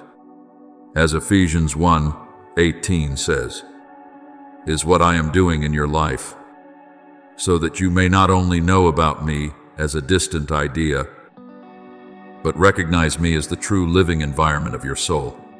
You were not created to wander forever in the dimness of confusion, where you both believe and fear, hope and grow weary. You are called into clear light, where you know to whom you belong, know which voice is mine, know which step is born from peace, and know what is only noise trying to pull you away from life. You must understand that walking with me is not merely trying to become kinder in the eyes of the world. Walking with me is living awake, living as one who knows that an invisible kingdom is moving beneath everything visible. When you speak, your words are no longer only passing sounds, but can become small vessels carrying life. When you look at a person, you no longer see only their appearance, mistakes, or attitude, but begin to recognize a soul that needs to be loved, called home, and touched by me. When you are silent, that silence is no longer emptiness, but a stillness with weight, because your heart is no longer being pushed around by falsehood. In your light, we see light. As Psalm 36:9 reminds you, means that only when you are in me can you see rightly yourself, others, life, and the hidden battle that natural eyes cannot discern. Remember Elisha's servant in the city of Dothan.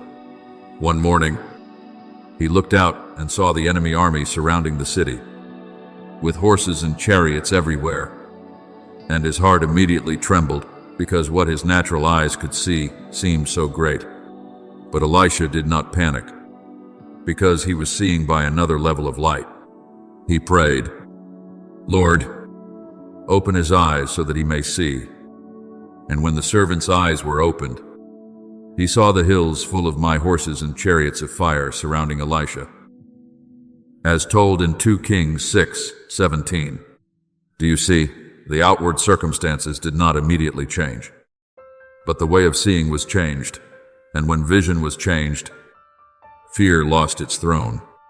I am opening your eyes in the same way, not so that you may deny the difficulties before you, but so that you may see that what surrounds you and me is greater than what is against you. Therefore, my beloved child, do not live as one who is only pulled along by what can be seen.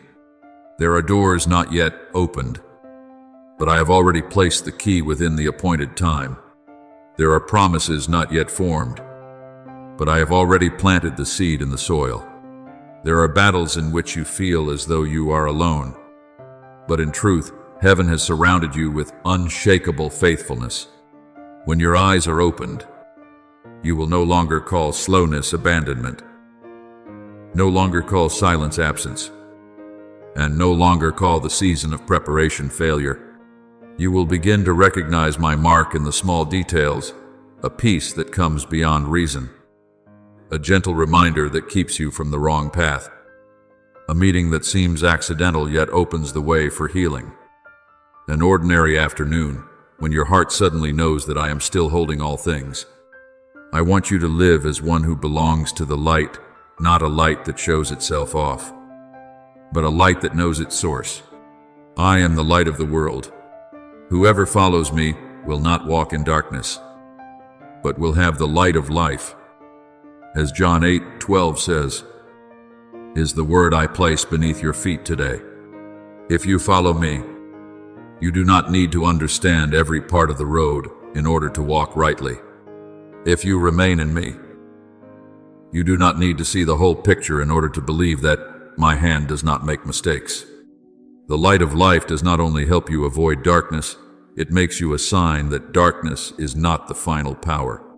Where you enter with a surrendered heart, I can bring peace. Where you listen with love, I can bring healing. Where you stand firm in truth, false things will gradually fall away like dry leaves no longer able to cling to the branch. So open the eyes of your heart, but also keep your heart tender. True light does not make you proud, it makes you more humble, because you know that your ability to see does not come from your own wisdom, but from my grace shining within you. You no longer live like a sleepwalker in the world, letting the days pass while your soul never touches what is sacred. You are learning to live as one who is awake, one who knows that every breath can be a place of encounter. Every small task can be an act of obedience, and every person before you can be a soul I love deeply. Let my light continue to spread within you, slowly but surely, gently yet powerfully. Then you will see that it is not only the sky outside that changes color, but the world within you is also being touched by dawn. And as you walk in that light, your life will no longer be merely a series of days spent existing. It will become a place where my kingdom touches the earth, where my invisible presence takes shape through your eyes, your words, your silence, your mercy, and every surrendered step you take. My beloved child, when my light begins to awaken in the deepest place within you, the old darkness no longer needs a loud battle in order to be defeated. Darkness has no throne of its own when true light enters. It only exists where truth has not yet been recognized. Therefore, do not use your own strength to wrestle with memories that have grown old. Do not try to strangle fear by willpower. And do not force your soul to forget everything that once wounded you. Let me shine. Let truth rise within you. The light shines in the darkness, and the darkness has not overcome it. As John 1:5 says, is not only a word about the world, but also a word I speak into the hidden rooms of your heart. When you look at the past through eyes washed in grace, what once was a thorn will no longer rule over you. It becomes a mark of the place where I entered, healed, and made you understand that darkness cannot overcome a soul willing to open the door to light. I am not calling you only to leave the old behind. I am also inviting you to step into a new life that is deeper, purer, and more steadfast. My light does not only expose chains so you can be free, it also shows you how you were created to live. Not as a life always trying to impress, always needing to prove its holiness with loud words, but as a life with quiet depth, with compassion that knows how to see others through my eyes, with a peace that does not need the approval of the crowd. You are the light of the world. As Matthew 5:14 says, is not a command for you to seek a stage, but an affirmation that the light within you has the purpose of guiding the way. You have not only been drawn out of darkness so that you may be safe, you have been placed in the light to become a sign that grace is still making new what human beings thought was ruined. From now on, begin each day not with the burden of, I must be able to do this, but with the gentle truth, I am here. That sentence is not loud, but it has the power to rebuild an entire soul.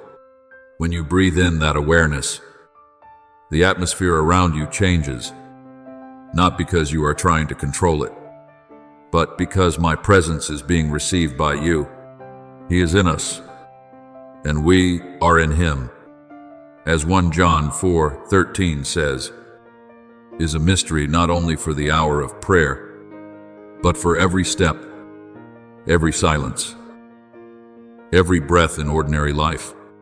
You will learn that presence does not pull you away from the world. It makes you live more truly in the midst of the world. It makes you gentler without being weak, brighter without being proud, deeper without becoming cold, and closer without losing holiness. A person filled with light is not someone who escapes from life, but someone who walks through life without allowing darkness to steal their identity. Remember the story of Moses when he entered the tent of meeting to meet with me. He did not go there to perform before the people, nor did he enter as someone seeking praise. He entered the place of presence, listened, remained, and when he came out, his face shone so brightly that the people of Israel recognized that he had met with God. That light was not something he created by himself. It was the mark of nearness. And the word in 2 Corinthians 3:18 says that we, beholding the glory of the Lord as in a mirror, are being transformed into his image from glory to glory. Do you see? True transformation does not begin with the effort to force yourself to become different, but with remaining close enough for my glory to quietly leave its imprint upon you. When you live in me, light is no longer something you have to pretend to possess. It becomes the natural fragrance of a soul that has been touched. Now I invite you into a deeper place, not through the tension of a mind that wants to analyze everything, but through the softness of a soul that knows how to receive. There are holy things that do not need to be explained immediately. They need to be remained in, absorbed, and allowed to become the atmosphere you breathe. Imagine yourself standing in the holy place, where the light does not glare so brightly that it frightens you, but rests quietly like oil upon the altar, warm like breath over cold stone, gentle enough that truth only needs a light touch to be engraved deeply upon your heart. Be still and know that I am God. As Psalm 46:10 says, is the doorway into this place. There, you do not need to strain yourself in order to feel something great. The stillness itself is the sign that you are hearing rightly.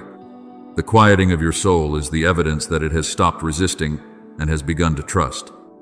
You do not stand far from the holy place like someone only allowed to look in from the outside. The veil of separation was torn when my son gave his life, and the way into my presence was opened by love. We have confidence to enter the most holy place by the blood of Jesus. As Hebrews 10:19 says, does not mean that you enter because of merit, because of worthiness, or because you have never stumbled. You enter because I have opened the way. Therefore, do not stand outside the door in shame, and do not think you must make yourself clean enough before you can come near. Let my love dissolve the distance. Let the blood of grace speak over every accusation. Let your soul understand that your home is not in the outer court, but in the presence of the Father. In that place, the voice of the world no longer has the same power to interrupt. The voices of comparison, pressure, condemnation, anxiety, and competition remain outside the threshold, because they cannot live in the atmosphere of truth. I do not speak to you in order to push you to run faster, but to fill you. I do not shine my light upon you so that you may become proud, but so that you may be delivered from the dimness of half belief and half fear. The Lord is my light and my salvation. Whom shall I fear? As Psalm 27:1 says, will become a new heartbeat within you. When I am your light, you no longer have to tremble before the night. When I am your salvation, the past no longer has the right to make you lower your face.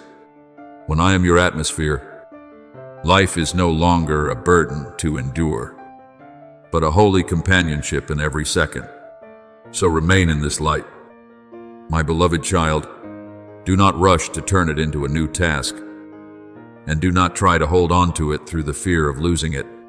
My light is not as fragile as emotion. It has eternal roots within you, like a tree planted beside streams of water, like the dawn that never breaks its promise no matter how long the night has been. Let every breath become worship, every silence become an altar, every step become a response to love. You do not need to polish yourself in order to be seen by me. I have already seen you, loved you, called you, and I am causing what is true within you to grow. Once my light has entered, it will not leave you like a passing memory. It will spread wider, deeper, gentler, and stronger, until your life becomes a place where others can feel that heaven is not far away, that presence is real, and that my love is still turning every darkness into dawn. My beloved child, what you are tasting in this hidden place is not a passing emotion, nor a moment of comfort that will disappear when the noise of life returns. It is a holy remembrance that I am placing within your soul. Before the world taught you to fear, before disappointments blurred your vision, before burdens caused your heart to forget the rhythm of peace, you were created to be in me, to live by me, and to know me as the source of breath nearer than anything you can touch. In him we live and move and have our being. As Acts 17:28 says, is not only a scripture for you to reflect on, but the true foundation of your existence. The freedom I give is not the freedom to chase every desire of the heart, but the freedom of being so filled that the emptiness within no longer controls you. It is not cold numbness, but holy fullness, not peace because you are exhausted, but peace because the soul has found its home again. Some people think power must come with loud noise, strong signs, and declarations that echo far and wide, but my child, I often place the deepest power in stillness that has been sanctified. When your heart abides in me, darkness can no longer find a language with which to threaten you. When you hide yourself under the shadow of my wings, you do not need to build defensive walls out of anxiety, because my presence itself is the fortress around you. Whoever dwells in the secret place of the Most High will rest in the shadow of the Almighty. As Psalm 91:1 says, is the word I am covering you with like a mantle of peace. You do not need to strain yourself to search for me as though I were somewhere far away. You only need to stop leaving the place where your heart knows I am present. Simply return with a tender breath, with a simple remembrance. The Father is here, and I am in the Father. In that holy place, noisy thoughts are no longer allowed to sit on the throne. Anxiety may knock at the door, but it is no longer the master of the house. Questions may still remain, but they no longer rule your soul. I do not call you to walk with me as someone who must prove they are great enough, but as someone who has already been loved, called, and placed within the flow of grace. I am the way, the truth, and the life. As John 14:6 reminds you, means that you do not need to draw every turn of the road with your weary understanding. When you are in me, you are not only shown the way, I myself become the way within you, leading you by peace, teaching you by light, and keeping you from the turns that are born from fear. That light does not merely shine from the outside to pull you forward. I kindle it within your heart so that from there it may spread into every step you take. Remember Moses, after he had been on the mountain with me. He did not know that his face was shining when he came down among the people, because that light was not something he had created or tried to display. It was the trace of my presence. He had been with me, had listened to me, had stood in the holy place. And when he returned to ordinary life, that light followed him without needing an announcement. In the same way, my beloved child, when you remain in me long enough, others will sense something different in you even before you say, very much. They may not understand why the peace within you is not hurried, why your eyes do not condemn, why your words are few, yet carry weight, why you love without needing to use love to prove your worth. The answer is not found in your performance. It is found in the fragrance of my presence soaking through your life. Therefore, do not try to hold on to the light with a tense will, like someone afraid of losing a fragile gift. My light does not disappear simply because you are tired one day, nor does it leave you simply because the noise of life sometimes becomes louder than the voice within. Whenever you are swept into the hurried rhythm, return through remembrance. Just one quiet moment, one breath calling Father, one gentle bowing of the heart, and the inner door opens again. Your body is the temple of the Holy Spirit. As 1 Corinthians 6:19 says, is not a word meant to burden you, but a reminder that I have chosen your very life as my dwelling place. You do not have to live as someone torn between heaven and earth. You have been made a place of union, where my invisible presence can touch the visible world through mercy, patience, pure words, and guided steps. But from this holy place, I do not call you to hide from life. I do not draw you into peace so that you may close the door on those who need light. I place my hand upon your shoulder and say, carry what you have received into the small tasks of tomorrow. Do not go out as someone who must do something great immediately. Go out as someone who has just been embraced, remembered, and led back to the source. When you open your eyes in the morning, do not let the first word in your heart be self-accusation or the pressure to complete everything. Let the new day begin with this truth. I was already here before you woke. The Lord's mercies are new every morning. As Lamentations 3:23 says, will make your day no longer a list of burdens, but an empty vessel for me to fill with love. Then you will see ordinary things change color beneath my light. When you wash your face, think of your soul also being made clear again, so that light may pass through. When you step out the door, walk as one who leaves the temple court, yet still carries the sanctuary within. When you meet someone difficult to love, remember that I can use your gentleness like a small ray of light piercing through their defenses. When you remain silent instead of responding from an old wound, that silence can become an altar. Let your light shine before others, so that they may see your good works and glorify your Father in heaven. As Matthew 5:16 says, does not teach you to seek attention, but to live in such a way that others look through you and recognize me. My beloved child, walk gently, but do not walk weakly. Live deeply, but do not become distant from life. Be at peace, but do not become passive.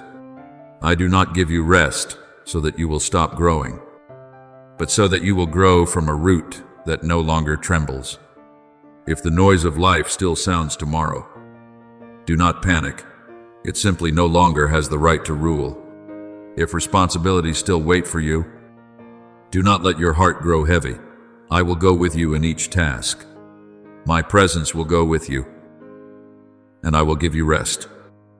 As Exodus 33:14 says, is the word I place beneath every step you take. Keep this remembrance in your heart. You do not step out of my presence when you step into life. You carry my presence with you. And wherever you go in surrender, that place can become holy ground, because I am in you. I go before you, and I will cause the light within you to grow quietly in a way that no darkness can extinguish.